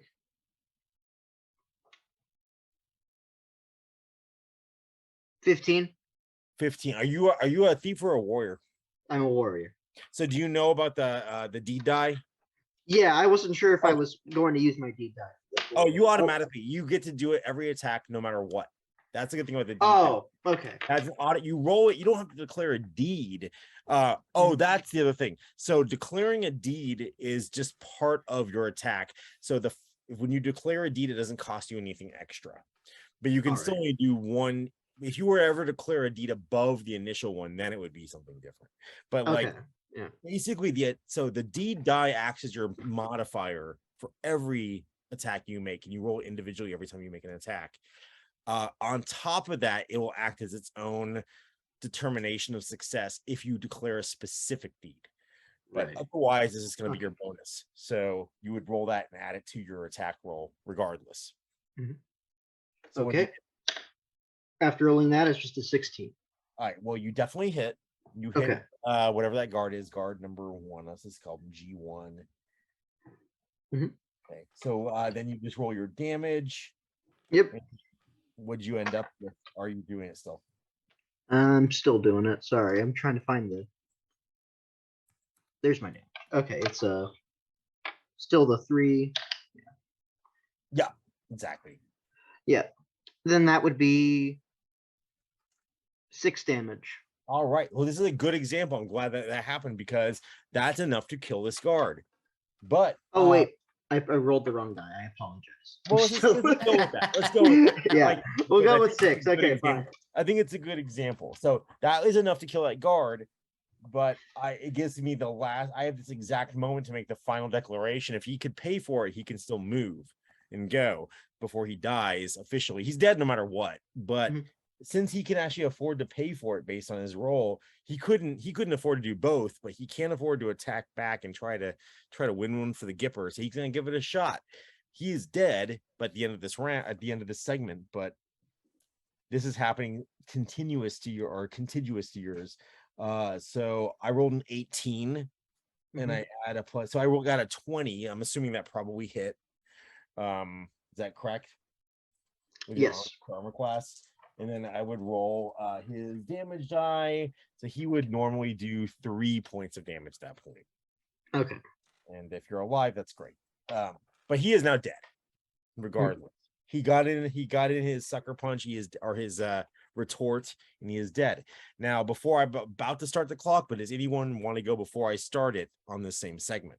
Well, I had said that I wanted to go. Oh, sorry. Then you're good. I'm not starting the clock, so you're good. So, and this is also simultaneous. Now, obviously, if this was a perfect system, he has to have a little bit of an imperfection, or this would be too godly of a system. Then it would be so simultaneous you wouldn't know this guy was going to kill that guy, and you might want to attack him too. But you had a pretty good feeling he was dead. So, yes, what would you like to do? Which one am I? Which one are you? That's a very good question. Orange. You're orange. Orange. Aren't you Okay. gonna do something? Let's say. Aren't you gonna do something? I'm leaving. I'm gonna take a free action to draw my long sword and point it at the guard nearest me that's gonna be still alive, and say, "I dare you." Well, he's gonna go on that. He's gonna take a free action at the same moment and be like, "Dare me to what?" You want to do anything else, or you just taking that free action just to taunt them? Just a free action to taunt him. Were you trying to do anything to actually get an emotional response out of this guard? Is this an attempt to use a No. personality check of sort? Okay, so yeah, that'll resolve there. Was anyone else before? You still have 15 seconds on segment 1, but I'm about to hit renew if anybody's not ready to go. I have a question. Yes, If I wait till segment 2, I get +2, right? correct. Okay, then I'm waiting. All right, so I'm just gonna go ahead and say we're gonna move straight to segment 2 then. Mhm. So we are in So segment 2 again. question. Yes, So I rolled a 4 with my Correct. +2 initiative that makes it a 6. You Mhm. need at least 8 points to do some sort of action. So so I need remember, you need can- to wait until segment 2 yes, to move. that's the whole. Yes, exactly. That's the whole Okay. point. Is that If- you can go as Unless I early- wanted to spend luck or something like or that. and keep in mind too, if you roll incredibly poorly, so you remember you can break up things. So let's say you roll a 1. Mhm. And so in segment 7, you could do, and if you're first level, it means you'd have a normal move and a normal action, right? So if you rolled a 1, you could in segment 7, you could take your action or your move. As if you had just rolled really badly in initiative to begin with. Obviously, even at that point, you've cashed in your bonus and you've used it, because remember, you only get points for the segment you declare in. So you would not be able to you wouldn't be able to afford both your things. But if you remember in segment 10, any normal allotment of actions per given to your class and level, anything left over that you couldn't pay for, you get to take in segment 10. You can't do anything in addition to that if it's like something you could, a secondary attack that you don't normally get. But yes, if you roll really crappy, the idea is that it's giving you flexibility, but also putting a limiter when you can go based on, so the roll does have some influence. It's kind of, Okay. does that make sense? Yeah. All right, so segment 2, and segment 2 begins. I am counting down from 30. One more question. Yes. I only add the Solid, initiative, like it. What's that? right? I only add the initiative modifier, right? To my roll, So you start off with whatever you rolled on a d20 right? plus the initiative modifier as your base. Then whenever you go the very, very first time, you're Great. cool with a round. It'll I got reset the round. Mhm. For the round will be the segment number plus whatever you had as your number in the kitty. So yeah. Did I say that well? No, I got it. Okay.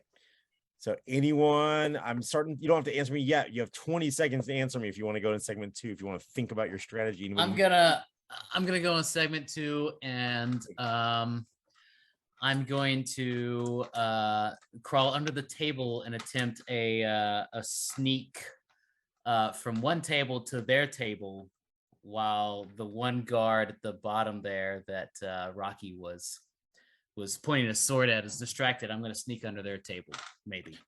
Okay, so you are gonna go. I'll just say it's the one that's the bottommost guard, right? Yes, that's what I assumed as well. So you're going. So you ducking down, that'll be your freebie. Then you're gonna use a move to try to go over there. So that's 8 points, and you're trying to do it stealthily. Yeah. Why not? So now normally, correct me if I'm wrong. Somebody in DCC land can answer this. If a thief is using, if a thief is like going, you're a thief, right? I am a thief. If you go stealthily, does that count as your action, or is that just an addendum roll to your move? I can't remember. Off the top I of my guess I would say that, I mean, in order for me to actually be sneaky about it, I need to roll my sneak silently Sure, but with you, with that- a with a DC that you declare. right, or I wouldn't even tell you. Yeah, Um, yeah. It would be a whatchamacallit, a compared, not a what's the word? I can't think of words. What's the word when you roll against me? That whatever that word. An is. opposing. Opposed? Oh, Yeah. Jeez, I couldn't think of anything. But hey, but my question is though, I can't remember. And maybe somebody if there's anybody left, we haven't scared everybody else off yet. If you're like in plain Jane DCC, if you take a sneak action, and you obviously your movement that counts as your move, but does that also count as your action to take a sneak action, or is that just part of? I think I can't remember. personally, I would declare it as a part of my move. That's fine. So we don't. But in your points and not the 16 points. Mhm. I just can't remember Right. off the top of my head. It's the same way it would be in DCC regular. It doesn't break anything. It's just a question of I just can't remember which one it is. yeah, that's why I'm only doing the Mhm. sneak thing because I only have 8 points to spend. So Okay.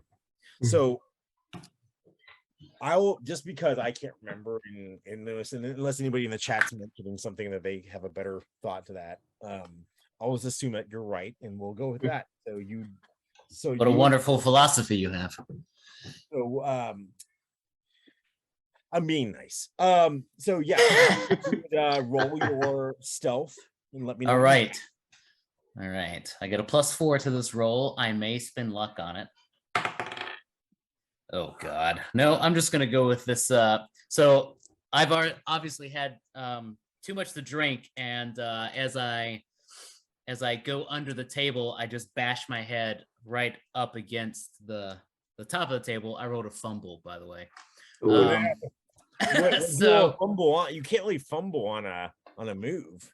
if I'm sneaking silently, I can. So obviously I'm not silent at all. So maybe halfway across, he I would catches say me if you- coming if out. the You tell me closest what thing- happens. You tell me. What I'm gonna happens. say, well, if I was to interpret that, if we want to go with your notion of a non-attack fumble, I would say ideally it would be more likely that you didn't know how much of a noise you made until you're already out there and within grasp of your final destination.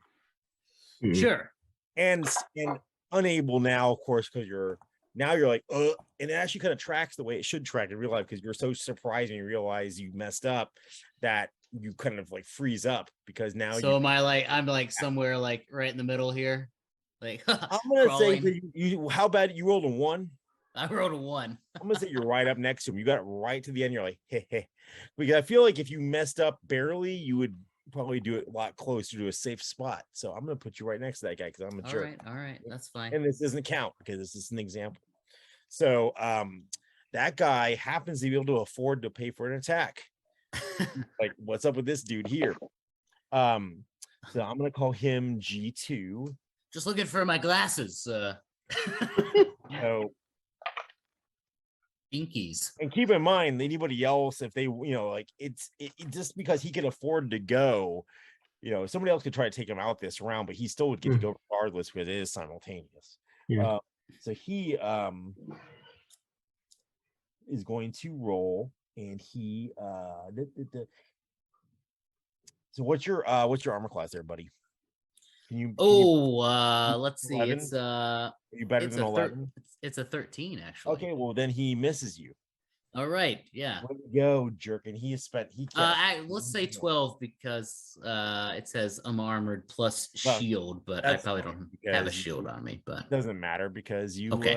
he still missed you. all right. So segment 2, any other takers? Going segment 3, going once, going twice, segment 3. I'm gonna go. All right. I'm gonna use my free action and draw my crossbow, Nice. and I'm going to aim for the guy facing the bartender. That is back. Are you a thief or are you a I guess it wouldn't I'm a matter. thief. Backstab is not, you can do backstab on range, right? I'm having a brain blank. You can't do backstab on what? You can't do a backstab on a ranged attack, can you? No. I was gonna see if you had a bonus. You might have had a bonus. I just couldn't remember. I didn't. I mean, I have a backstab bonus, but I don't know that. but that I think I it's don't know what that only means. you're right up, you're gonna be like right up on him. We're gonna. That's fine. But I will say, I'm gonna give you a +2 for that because I'm feeling generous because he's not paying attention to you. It's like these guys can handle Great. themselves. All right, so I rolled a 12. Okay, I get +2 is 14. that hits. Anything else? Great. Oh, and +1. And So great. yeah, So it hit. So I'm gonna roll a d6. I'm learning. It's only 2. okay. And do you? Oh yeah. I don't have a modifier for. Do you? You don't have a. I don't think most missile attacks don't have modifiers. But okay, well that definitely got his attention because that's half of his hit points right there. Cool. and I'm gonna do it again. Can I do it Oh, again? can you afford to do that? Because I rolled a 20 That's right. and I got Oh. my extra 3. Whoa. Now I'm gonna cash that. She's 16 holding on to in. this. All right. And I'm let's gonna see the do it magic of the again. system. All Let's right. see the magic of the system. Oh, it's a 1. Oh no. So now you haven't played these yet. We get to play with I the know. fumble chart. Cool, So guys. what you would do is somewhere on your character sheet it'll say what your fumble die is in that middle section. It'll be like fumble die something or fumble table and fumble die. It'll say. Crit table. Oh, sorry, it's fumble table's all the same. What's the fumble die say? It'll like a D something to say. Deck die initiative. Uh, Oh, no, it Sorry, won't- I it don't know where this is. No, the fumble die It's is your based armor off class, of her that's right. armors. What Yeah. is your I have a armor? 14. It's your armor type. Are you wearing leather armor? Does it say what you're wearing? She's looking. I got Leather my and fumble shield. crits confused. Fumble die D8. That's so fuzz. There it is. I got, What- So fumble on that. Do you already have the? Does it say what it was? It's it says a D8. awesome. So roll a D8. I'm looking at the fumble chart, or unless you have it handy, I can Nope. tell you. You got. It's a 1. And Now I I'm rolling like I believe normally roll. And well, 1 is good. And I believe you get to modify that with your luck. So you can subtract your luck modifier from that because you want a lower result. Sure. Yeah. 0. All right, you got a 0. So this says you miss wildly, but miraculously cause no other damage. Woo, that's Awesome. a close call. All right. I Well, like this already. So that was that a waste, but that's great. so we are on. I'm not tracking very well without my graphic, but we're on 3. Did anybody else want to go? We're on segment 3, yes. Okay, we're going to 4 and going once, going twice, going to 4. We are in segment 4. I've got a guy that I'm going to declare for. So this dude, oh, you can't see, I can't use the cursor. The guy who's not at the bar and not next to the green Thorin, the guy who's just on the other side of the table, that dude is going to, so 4 plus, yeah, he can afford it. He's gonna move up. He can do 2 things now. He's gonna move up to striking range next to his buddy and try to smack down on Thorin's character. Hmm. Move that little yellow from the other side of the table. And I'm gonna move up and do the same thing to him. All right. Well, let me go ahead and we can do both. We can roll simultaneously, or I'll just go ahead and roll mine. You can. Actually, I'm gonna flank the guy that that's Thorin, that's by Thorin. Mhm. So basically, like, it'll be flanking him, and the other guy will be running up, and so we'll be by each other too. Okay. So are you gonna attack the guy who is initially trying to get Thorin, or the one that's coming up right now? The one that's initially by Thorin. Okay, you can go for that, and I'll go for mine in the meantime. Regardless, it wouldn't matter because they'll both get to go, whether or not he dies or not. So he's attacking Thorin. That's a definite miss. Now I forget if I how does this affect deeds? None at all. You can just declare as normal. Roll as normal. Add it to your roll as normal, and then just declare the first deed you do. Your allotted deed costs no extra. If you can only take deeds if you can take another full action. So if you ever wanted to take a second mighty deed, you would just count it like you would attach it to an additional attack that you would have to be able to pay for at double cost. But So- assuming I don't want a second mighty deed, Like it'd be hard to pay for probably. I'm just saying, Badass. like I don't have to pay any extra for my Mighty Wow. Deed, right? You pay nothing extra. Basically, Mighty Deed is you get your normal stuff free with whenever you activate your attack. Basically, all the point cost does is tells you when you go in initiative. It doesn't do any other. Once you pay for your time to go in initiative, the rules go as normal. So yeah. So Okay, well, I rolled a 3 on my D3. That means I get a Mighty Deed, right? yeah. Did you declare already what you wanted to do? I'm gonna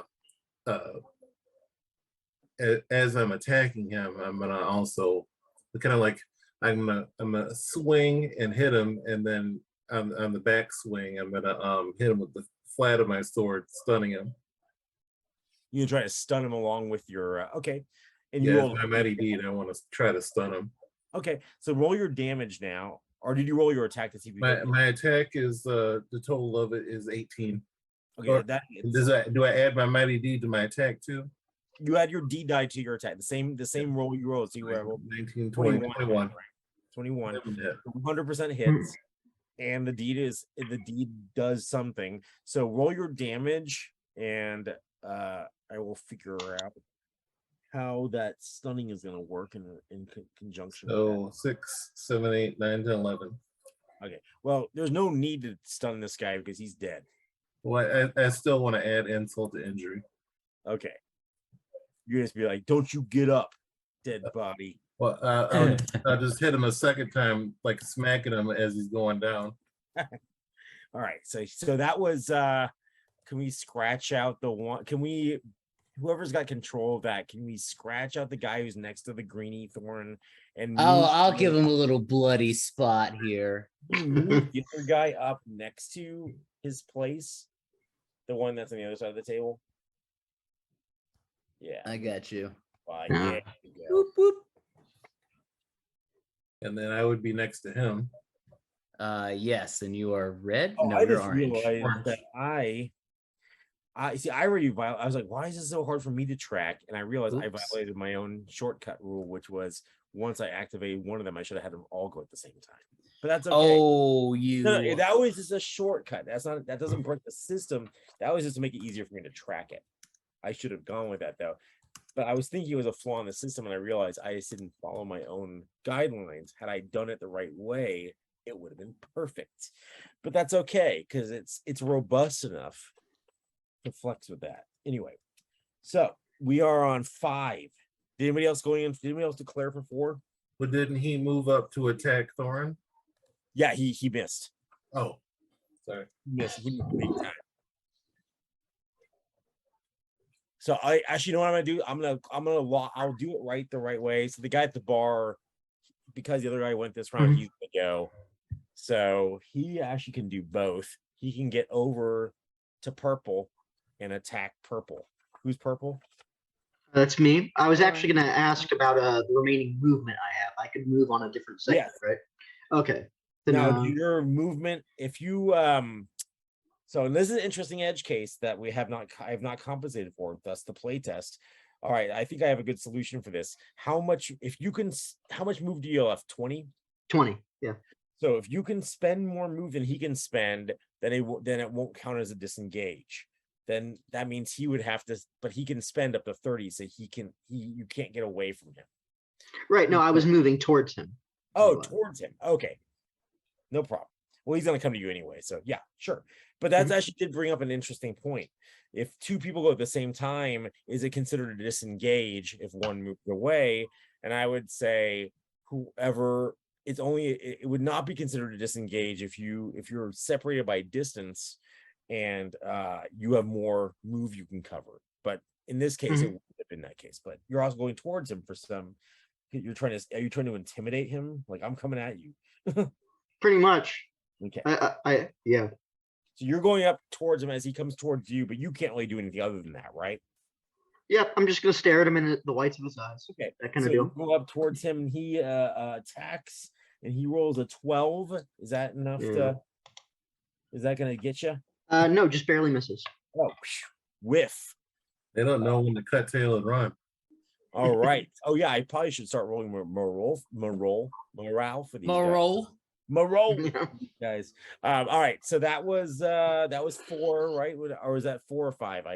that was 4, all right, so I we're think. on 5. Yeah. Did anybody not go yet? Does anybody use their anybody not? We can kill I the round. haven't Everybody's moved. used their allotment. Do what? I haven't moved Oh, do because you I want? spent Would you all my like? points. So one thing I need to add an addendum to the rule is if everyone has gone and we're not on segment 10, then if you haven't used your allotted stuff, you can use it instantly. So since everyone I think else is gone, right? Anybody not? Is anybody not gone? Oh, Thorin, did you not attack? Did you have an attack? No, I only had 8 points to spend, and I spent that on trying to sneak. But did you but you He did not but attack. you are allotted. You're still have an allotted attack you haven't been able to afford yet, right? Yeah, right. I mean, I only had 8 points, yeah, so I could that's only okay. move. So what Yeah. happens is when there's no more enemies that can attack, my guys have all gone what they can do. Now it's irrelevant about initiative. So once initiative is basically says, who can go before what enemy. Now that initiative is kind of irrelevant, doesn't matter that we're only on segment 5. Both you and Anel can both finish up your remaining allotment.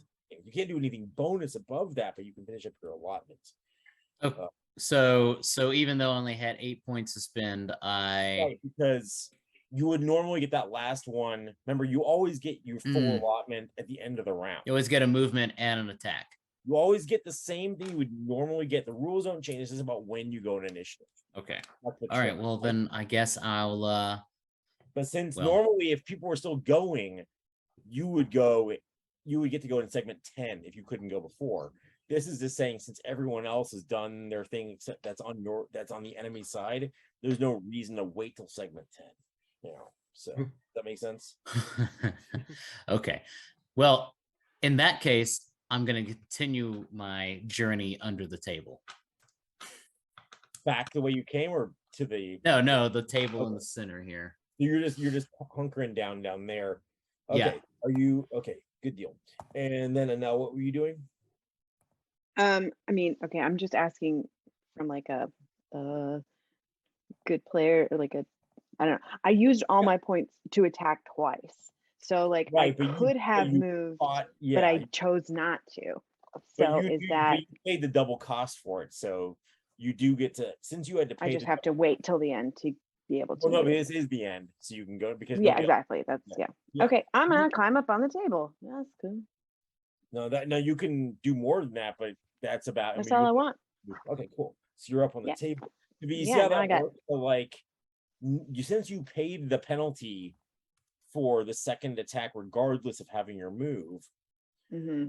that doesn't invalidate your move because it wasn't done in Okay. lieu of that. Okay. The only exception of that, which is already baked into the existing rules, is you can't forego a move for an extra action without a penalty, but you can forego an action to do double your movement at no penalty. So if you wanted to just pay 16 points and get in 60 feet of movement over your 30, that's perfectly fine. Whereas if you wanted to do 2 attacks and no movement, it would still cost 24. Right. All right, so that's that round, and then I don't know. What do you guys think? Let's get a poll on this. If we were to continue going another round, we don't have to right now. Do you feel like just to keep it like interesting, would you guys want to re-roll initiative one round to round, or? I think the way this goes, I think it's beneficial to roll. Yeah, because it would. initiative. I agree. I think it would fully unlock the system. The whole point is to make it more tactical. unlock. Yeah. Yeah, and Yeah. with enough time, rolling initiative would just be very quick too, and nobody would. Yeah, and you don't Really have to like notice. wait around for people Yeah. to clear it. I don't have to be like, did anybody get above a certain amount? So it'd always be the honor system. You would just roll, keep it to yourself, and whenever you're ready to declare, I'm just gonna trust that Mhm. you're having a. I mean, it's the same thing if you just told me what your initiative order was. It's like not like that would. I don't use a dice roller, so yeah. So it's pretty much. Hopefully it comes off the way it's meant to, which is just really a different way of picking when you go. It shouldn't really affect how you do things that much, except if you roll incredibly well. The only difference is you get a slight bonus that if you roll incredibly well, Or if you really need something to happen extra, you could use luck. You have the ability to juice your round actions. Mhm. And obviously it stacks pretty quickly, so it can't get out of control because, you know, if you think about the fact that every extra thing you want to do would cost double the last, that's a, you know, things above your allotment, you know, you would have to really like nuke your character's luck to get like 3 attacks. And I guess I don't even if that's even possible. You have to like roll a 20 and do that probably. And in that case, you know, that would be probably for a good reason. So much like Spellburn. But yeah, so did that seem like it made sense to everybody? I think so. I think I'll have to reread the document on my own too. Just and, keep in mind, like, you just think about it like normal, just like you roll things like normal. Mhm. That's a point pool. That everything pretty much, if you're just gonna do things the way you would normally do, you would get your action and you would get your move, and whenever you take either one of those, it would just cost 8 points. If you don't even want to think about the extra, like maybe I can do this, maybe I can do that. And if you can't afford it, you can either wait to the end of the round, or if you add in the segment number is value, and then if it changes your ability to pay for something, you know. And the thing is, you would never have to wait. I don't think anyone could roll so bad they would have to wait to the end of the round to get both their things. Because if you think about it, if you rolled a 1 on segment 7, you could at least afford, you could start afford paying for things. You could pay for at least one thing in segment 7. Also, so the only thing I said wrong earlier, just to keep it working, once you declare your first thing you're doing, including a free move, that's when you lock into your points. So you could make a free move, even though it doesn't cost you anything in segment 4, but you would be locking yourself in to that amount of points for the rest of the round. You'd only get that 4. So it kind of incentivizes not, you know, just because you can taking advantage of that, you know. But yeah, I mean, and we'll play with it. And if it's like, if it, you know, if it ends up being a complete screw job, which I don't think it will be, because it's really kind of simple when you think it. This seems more complicated than it is. It's pretty, honestly, fairly simple. Did it seem simple-ish for now, or anybody like that drastically confused by that, or Only our audience members. I don't even want to No. see what they're saying. What are they saying? No, we're talking about the giant cat and how it's got acidic hairballs. So Oh, okay. So you know when Einstein brought it and told people about special relativity at first, did he present that it as a stuff makes 5? no Did he sense. present it as a 5-page document that said the best relatively ever made? you cannot play DCC with this rule book where most of it's like edge cases and be like, no, you know how it works. All right. So let's do this. I think we're at a good spot. This is my thought, and tell me you guys what you think. We're not going to generate the characters right now. We'll wait. Maybe we'll have our Ooh, hiss. well, because it would take the rest of the time, and I don't have the document ready. But I can send you ahead of time, and you can do a pre-roll. We can also do. I will give you the option when I send it across offline, so to speak. That if you feel like you understand it and you want to take a shot at it, you can generate a character that way. And if you feel like you did it right and you got it, you can hold on, you can back pocket that character or those characters. I'll put the instructions in there, but we will do it live next time. And you will have the bonus of taking that extra initiative. You can pick whichever set you want to play with. Okay. What, I like that idea. Does that make sense? Because I Yeah. feel like if I get into the character thing and we don't make it at the same time because I don't have all the charts yet, then we're just going to forget about these things, go back in, then we have the charts, and then it's going to have to re-explain it again. Or it could be wrong. I kind of explained it already without the charts. You know, you roll your home world, then from the home world, that'll give you a modifier to roll your kind of your birthright or your caste, you know, what your social standing is. And then from that number, you are going to use that as a branch within whatever occupation you roll. So they play off each other. And then the other things that remain would be your special ability, your potency, right?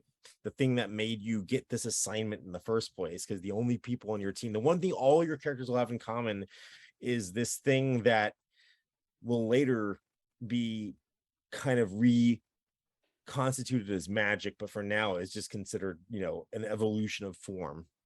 And I'll explain why that came to pass when we play. I'll tell you about that now in a minute. But beyond that, the last thing you'll have, well, two more things actually, because you will have, I do use a few things from my favorite thing in the world, which is anyone who knows me knows that I am obsessed with the rule additions to Linkmar.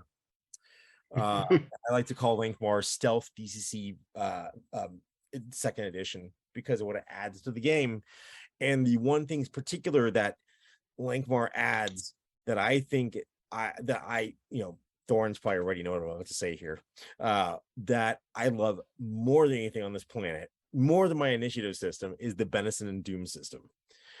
Because that is the ultimate, that is the way you get to actually customize your character where it's not completely randomized, right? That's your one play, that's your one like non-randomized toggle. The Benisons, they'll come in the play document that I send you. I copied it over from, I mean, I didn't copy copyrighted content from the Linkmar books. I have my own version of it. Just maybe so we're clear about that.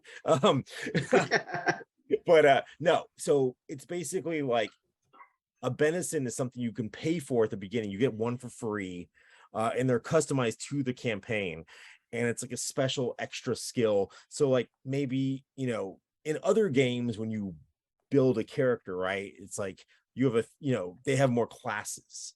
There's like, oh, there's like thieves who can cast, and there's fighters who can, you know, solve math problems. I don't know, whether, you know, bards or whatever the hell. This is basically kind of a lots for that in an interesting way, because it says, look, we know there's fewer classes, and that's a good thing, in my opinion.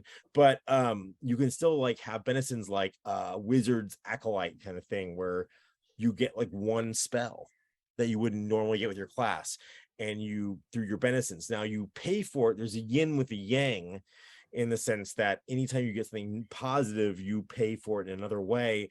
And in DCC, that's like the Doom system. So you get a good thing, you get something bad that goes along with it. So that way it kind of power balances out. When I said earlier at the very beginning of this thing, I almost said broadcast.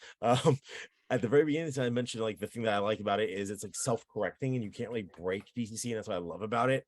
And then one of the reasons I believe, in my also humble opinion, is that it's largely due to the fact that every yin has a yang. Like anything positive you get has a comparable negative. That like even like the way I handle magic items, for example, not that you would know yet, or it doesn't really matter. It's not like anything that really affects the rules, but I don't believe in magic items that don't come with a price. They don't have a cost. They don't have a negative associated to them for the positive. So you have to really consider whether you use them or not. You know, in certain more corporate-y systems that will not be named, they have to come up with weird little subsystems to keep you from abusing things that are too powerful. Like there's a thing with magic items in certain game with some D's in it, and they have, what is it called, attunement or whatever it is, where you can only have 3 magic items attuned to you at any given time. Well, that seems like a really strange mechanical band-aid, just to be like, please don't use your wand of laser bolts too many times, as opposed to like what DCC seems to encourage, or directly encourages in some cases, where it's like, yeah, you can use that wand of lightning bolts or whatever as many times as you want, but every time you use it, somebody smacks your mom in the face or whatever it is. Is there some sort of, or maybe that's a positive? I don't know your family situation, but but yeah, there's gonna be always a price for everything, and that's what I love about it. That goes for any additional skills you get. That's going to go along with even like when you figure out whatever your character's potency is, the thing that they have that makes them latently talented, that makes them less squishy than, you know, a standard funnel character. That's going to be one of the things that keeps them alive. That's why it's a half funnel, or I don't have a fancy term for it. I call it the half funnel, because instead of having the standard 4 characters, a hovel. a hovel, Oh, a halfle, a halfling, a halfling half funnel cake. But yeah, because We'll like figure out normally something. again, the system is you roll for very squishy little 1 to 4 hit point characters who just get smushed, and it's just a game of attrition where it's like you end up kind of falling in love with a little scrappy guy who survives, who you thought was going to be the first one to die, and your favorite character is like, oh, that one's going to make it, that one gets smushed. Well, this is obviously a slight variant on that, but because we're tracking more elements per character, they're less simple. Because what I do? What happened? Somebody say something in the chat. I'm getting paranoid now. No, just kidding. They're all talking bad about you. They're all laughing at They're all you. laughing at you. No, but because I'm aware of the fact that we're having to track more things per character, each character has a little bit more like pre-development to them. That's why it's like you only have 2 characters, and of those 2 characters, only one of them is active at any given time. So you still get to concentrate on the one character, but you have the other character. It's like basically ready to go. And once I give you the initial starting conditions, once we have our characters, you'll understand how that actually plays out, where your cold storage, why you can get access to your cold storage character if your first character was to, meet an untimely end. So to speak. Which also is I hopefully just gonna like the be- term cold storage character. You like cold storage? What do they call it in like? There's like, what do they call it? Like the lower berth transportation. If you're like a traveler, I don't know. I want to start with some other game system, but there's some like term. For it. A surrogate character? I don't know. No, what's that thing they use for like when you're traveling in cold storage? If you're playing like travel. Oh, like hypersleep or something? No, it's like low cold. Carbonite. Come on, what's Cold that file you berth, want to that's use? Carbonite. No. I'm having this thing tonight where they're like basic things I used to know off the top of my head. I can't remember any of them because I'm feeling old. But yeah, so basically, again, what we'll do just to wrap it up before there might be any questions. And I'm also, if anybody, if it sounds even remotely interesting to anybody out there who's either watching now, assuming there's any left, and or anyone who might see this later on like, I don't know, YouTube or wherever we put it. Let me go ahead and give you an email address. I should probably do that. I should do that because it would be silly to get off this thing and not have a way they can contact. Thorin, talk about something for 3 seconds so I can make a quick Gmail address. All right. Well, if you haven't gone to Goodman DCC Games quiz. website yet, you should and check out some adventure modules. There's a brand new Halloween adventure module out, but there's also one from last year called It Consumes, and I'm gonna say it's pretty great because somebody on the stream wrote it, and I don't know who that might be. But if you like schlock horror and goofy things, check that out. I haven't checked out the new one. You buried the lead on that one. You're supposed to tell you that you wrote a module for DCC based on Larry Cohen's great movie, The Stuff, about killer yogurt. Well, it's a secret. I thought it's on the cover. It's not a secret, no. Turns out I actually had a. I do want to check out the new one though. Bog something. What is it called? Oh, Bog, Beast. the one that looks like Swamp Thing on the cover. Yeah. Turns out I did have an extra email I'm not using already handy, so that's perfect. So I'm gonna copy it and throw it in the chat. So it's the email he signs up to nefarious sites with. So no, it was for my intern. I don't have any interns currently, so it works out. So did that work? I put it in our chat like an idiot. So I don't know. You should probably put it in the. Yeah, I don't have it. Don't worry. Elena's got you. Thank you. Thank you. Yes. Old man can't use computer. If for some reason you've made it this far and you're not like, I never want to hear this guy's voice again, and this sounds like remotely interesting, email us. We have at least one, if not perhaps 2 slots open that we'd be interested for. Again, we're looking for people that, it's a moderately low commitment because it's like Wednesday nights every other Wednesday, and I'm looking for people that are interested in trying to do something, again, just like a little out of the norm. It's not like, we're not reinventing the wheel, but at the same time, it's like, it's not like a straight dungeon crawl. It's an open world. It's going to be it's an open situational box where you have an initial condition initial situation your characters are dropped into, characters that are given little seeds of motivations through their secrets and their dilemmas, and then their powers, obviously. And then you can, that's going to engage or give you the ability to engage with both your teammates and the world that you find yourself in hopefully unique ways, in a way that it's kind of like, so I guess you could call it something between like a sandbox, or like I'm of the opinion that people like to put things like either it's a storytelling game or it's a sandbox simulation. They don't, there's not this thought of like they're the same thing, because it's like emergent storytelling comes out of simulation, in my opinion. These are just terms that get unfairly put like hard labels on, and I just feel like, again, if any system is robust enough to kind of let you do things that kind of go in strange directions, without like the whole stack of cards coming down, house of cards coming down, it's this guy. So yeah, if that, if you like that idea that you have a character that has kind of like ingrained, handed to you on a, as a starting place to take it. That's why we have the more dials, by the way. By having those more dials gives you a little bit more context for what your character might want. And then based on that, everything else you learn is literally the stuff that you don't have to learn it. You don't have to pre-learn it, right? It's like your character discovers things at the same time you do. And all you have in the back of your head is your secret, which you can keep to yourself or share with your, however you want to use that with your teammates. They don't have to know. It's not like those games where it's like the secret robot or anything like that necessarily, but it could be. You never know. What is it? The Battlestar Galactica board game where Cyclone. it's like Secret Cylons. That's it. Yeah. Mhm. I mean, it's Cyclone. possible. You can have, but no, it's really meant to be like, maybe you went on this mission because, you just want to get as far away from the Imperium as possible. And then if you find yourself in a situation where you could actually like disappear, would you try to capitalize on that?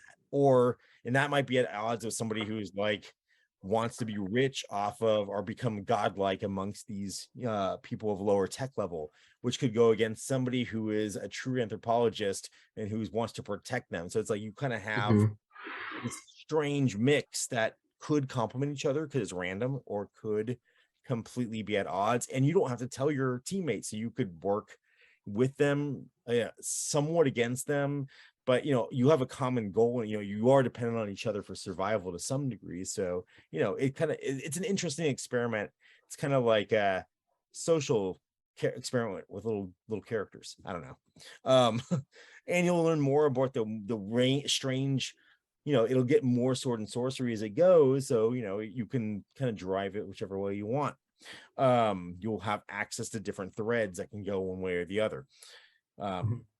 That's all I got to say. So yeah, did we get that in the chat, the thing? If anybody wants, reach out. You can tell me how much you hate the sound of my voice, or you can ask me if you want to come in. We can do I'm also happy, ideally, again, we're gonna give priority to people who could be there more regularly, because it's always a pain to like flip in and flop out characters, but at the same time, I do have a system for that I have not revealed yet.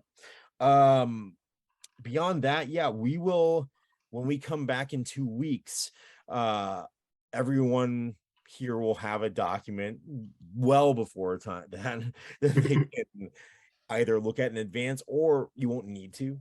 We will quickly roll the randomness of the characters, and that's going to give you hopefully just enough bite-sized pieces that we can hit the ground running.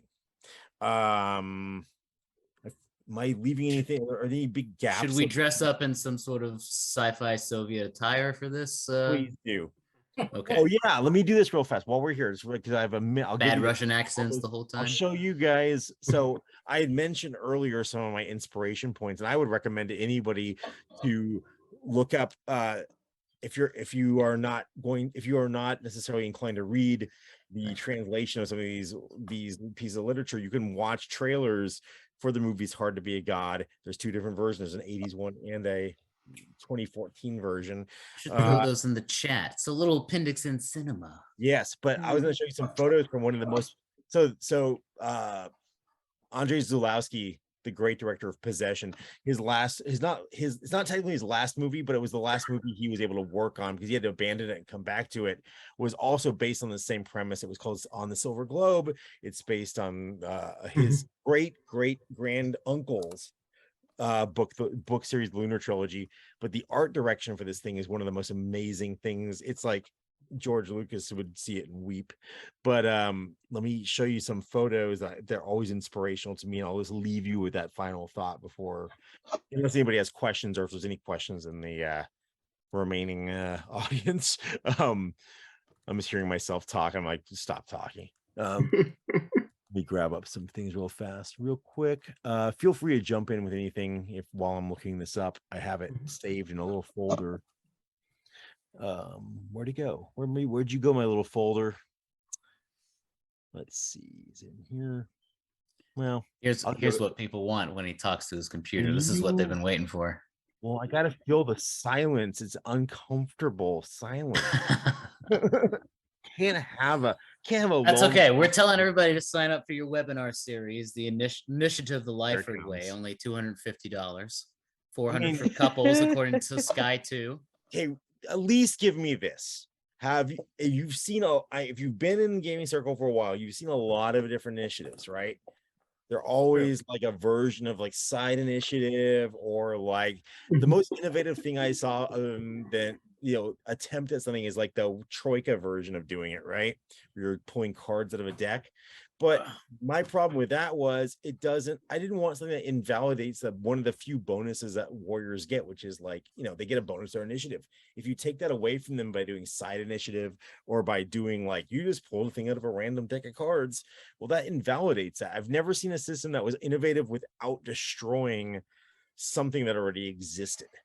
And so my goal was to be like, what can I do that doesn't change, not literally changes nothing about the actual values and the purposes of the things that are there, but still gives you back the ability to be tactical and not have to wait for some random number. But still, obviously, again, there's still a chance you could roll really bad, but you're still not going to have to, even if you roll the worst possible, you could get something done before the end of the round. I agree. I don't know. I just think I've just never seen anything try that before. I'm swinging for the fences. I know it may be a train wreck. I'll be the first person to say, let's switch back to regular initiative if it comes down to it. But I got a feeling, because I've done some playtest. I've done a significant amount of playtest. I'm not going to say some, I did a significant amount, and it's worked out pretty well. Some of the feedback's already been put into the FAQ, the phone book that is the FAQ. Oh, here we go. I found some photos. Okay, I was like, wait a minute. Now I found it. Okay, here's what we're gonna do. I'm gonna try not to blow up the computer by sharing my screen. Right. Get ready, Elaine. So you're Here it ready. comes. Here we go. So if I share, I'll share this one folder. Hang on. I'm talking. I don't want to exploit that. I'm not entering the Da Vinci Code or the atomic code that's going to blow everything up, right? All right, here we go. Where'd my glasses go? I can't see anything now. Here we go. All right, here, I found it. I'm going to take this folder here, make sure there's nothing in here I don't want anybody to see. No, I don't see anything bad in there. I'm kidding. All right, here we go. Does that come up? That little folder that has a Mhm. all right, so let's see what we got here. These are I wasn't necessarily knowing if I was going to show these. Well, that was a DVD color. That's not a great one, but it is interesting. Let's grab something that's a little bit more. So here's some astronauts on the surface of the Silver Globe.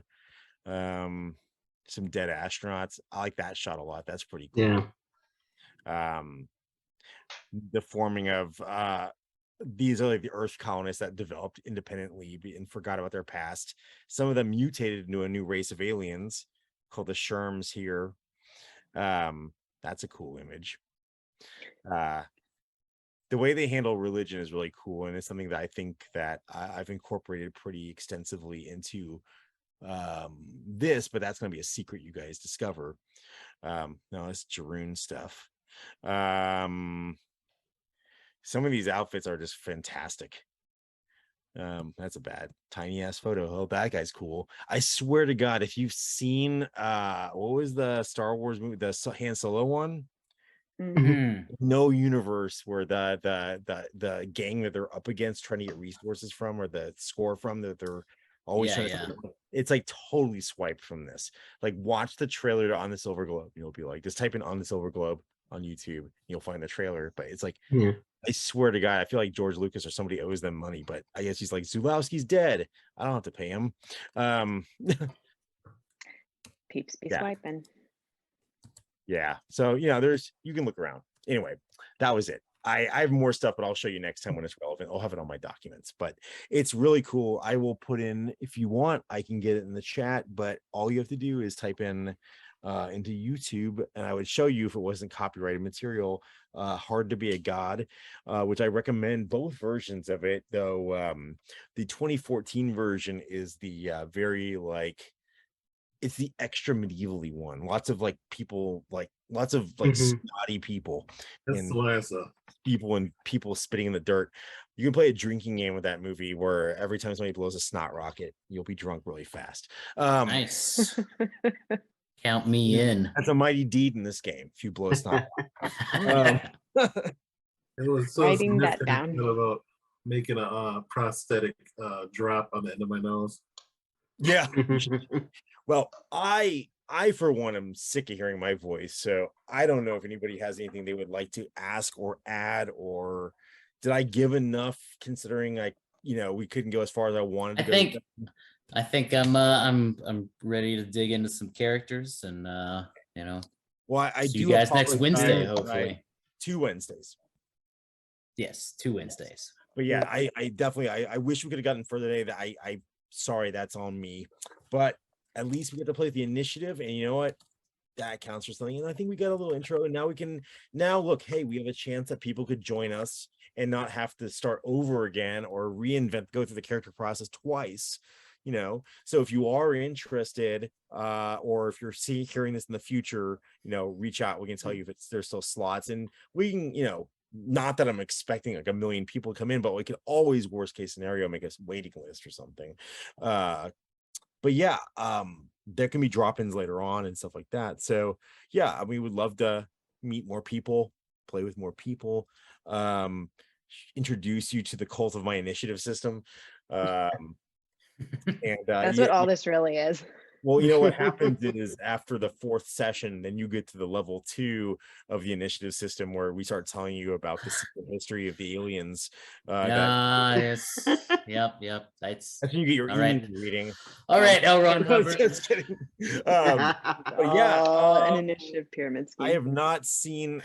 I'm not looking at the chat, so I don't want to ignore anybody. Is anything in there is there anything pressing besides just people saying mean things in the No, we're just saying me things.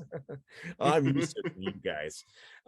Well, I'm excited. I think this will be fun, and I will have more stuff to show you. And so when we come here next week, you will have had a chance to see some stuff prior to that, or 2 weeks, sorry. And if we're good, right? No other questions? Anybody have anything? I feel like it's what happens when I try to sign off my Zoom classes whenever I'm teaching. Yeah, how many characters should we prepare then? Just So if you standard 4? want to, yes. So Okay. I'm gonna put instructions, because there is a special thing there. So just to give you this will be all repeated in the documentation I send you.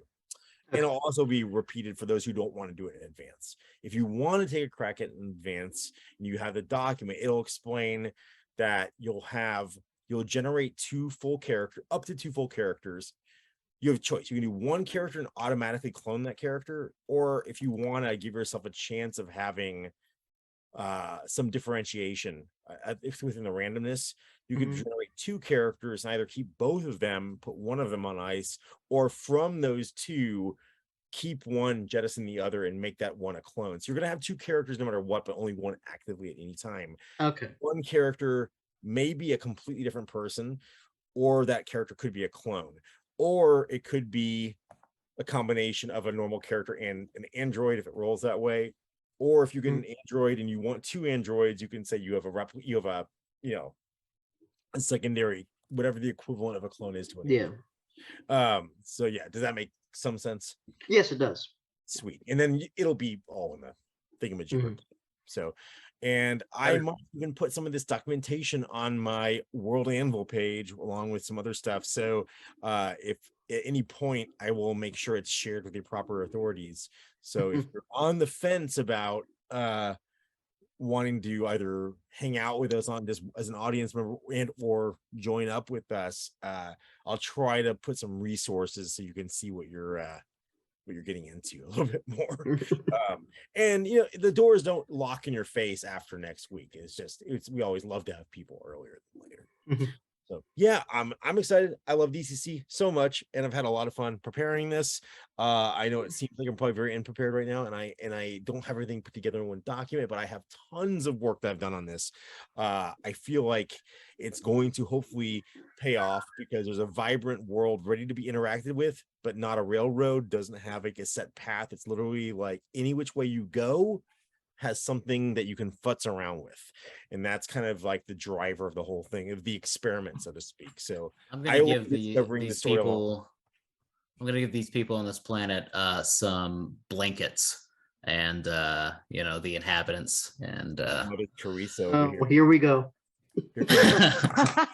Trying to get that holy. You're trying to get that the cachet of you're trying to be sainted for the next. No, I'm one? just trying to share my germs with them. Oh, Yeah. Yeah.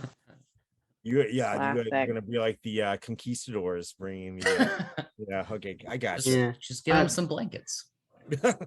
Well, you guys are very, very kind to let me ramble at you incoherently for the last couple hours. I really appreciate it, and I've had a lot of practice. hush your mouth. Anybody like to add anything? Anybody want to pitch anything? Who's got something to plug besides Thorin? You guys should Yeah, get anybody? you guys should get It Consumes. I don't think so. We website. we need to do Yes. cinema. So Tell them what it's- else we do on the Twitch channel every now and then, whenever you so deem it worthy. Do we pick another movie yet? we no, some you were suggestions. supposed to pick a movie and get I some can totally clips. do that. Maybe So- we should do a tie-in. Just do your job. That's what I'm saying. No, maybe we should do a tie-in and do an appendix. And just to kick it off properly, let's do a On the Silver Globe or a Hard to Be a God appendix. What do you think? Sure. Let's Mm. make Down. it let's make it let's Yeah, for we'll those of tie you it who don't in. know, describe appendix N to the audience. Well, you know, if you haven't seen it, it's kind of like me and Clay Oh, they just haven't sitting seen it. there getting we only had 3 episodes and then it died. Sure. But we watch bad movies, sometimes good movies, and you know, Yeah. we take little elements from those and we turn them into DCC. So if it's a magical sword or some weapon, there's a creature, we DCC-fy it and do a write-up that comes on the Goodman Games site, and you can We throw stand it those up, in as your Joy adventure. Royale says, right? Yeah. Stand it up. Yep. And once we get enough things, maybe we'll make a nice little TV guide booklet that can be Ooh. put out, you know, when we have Alright. enough content. That's what I this want is to do. the Anyways. idea. We like to go off the beaten path a little bit. So we DCC-ified Phantasm. We Yes. did, Hell Comes to Frogtown Hell Comes to Frogtown for MCC, for Mutant and Class. Beastmaster. We did Those are the 3 Beastmaster. we've done so far. So We talked about doing some Lucio Fulci, but it's hard to show clips from that because there's a lot of naked people in those, but they're really cool. I mean, we can censor it with our little logo, you know, jiggling around where it needs to. So It's true. Phantasm, I still feel like, I swear, I think there's gold in them hills. If you made a DCC Phantasm like as a campaign setting, I know who to talk to to get them right. just all right. Hey, well, we'll That is- we'll that talk is- about that later, huh? Literally money in the bank. You can print money on that one. I'm not even being sarcastic. All right. All right, Let's well, get thank out of here. We have a raid to do according do. to Elena. Cool. We need How do we to do that? go. How does that work? I Do don't, we want somebody- she's gonna do it. She's gonna raid Are we Defenders just of we are Kobold invading as soon someone as we're else's done here. thing? Where's our Yeah. tomahawks? Gonna and go our, in there, where's swords our, blazing. Where's our Viking gear? Are we about to interaction with everybody? How does this work? I don't know. Oh, we're good. Just say goodbye. Bye, everybody. Hit the button, Frank. Bye.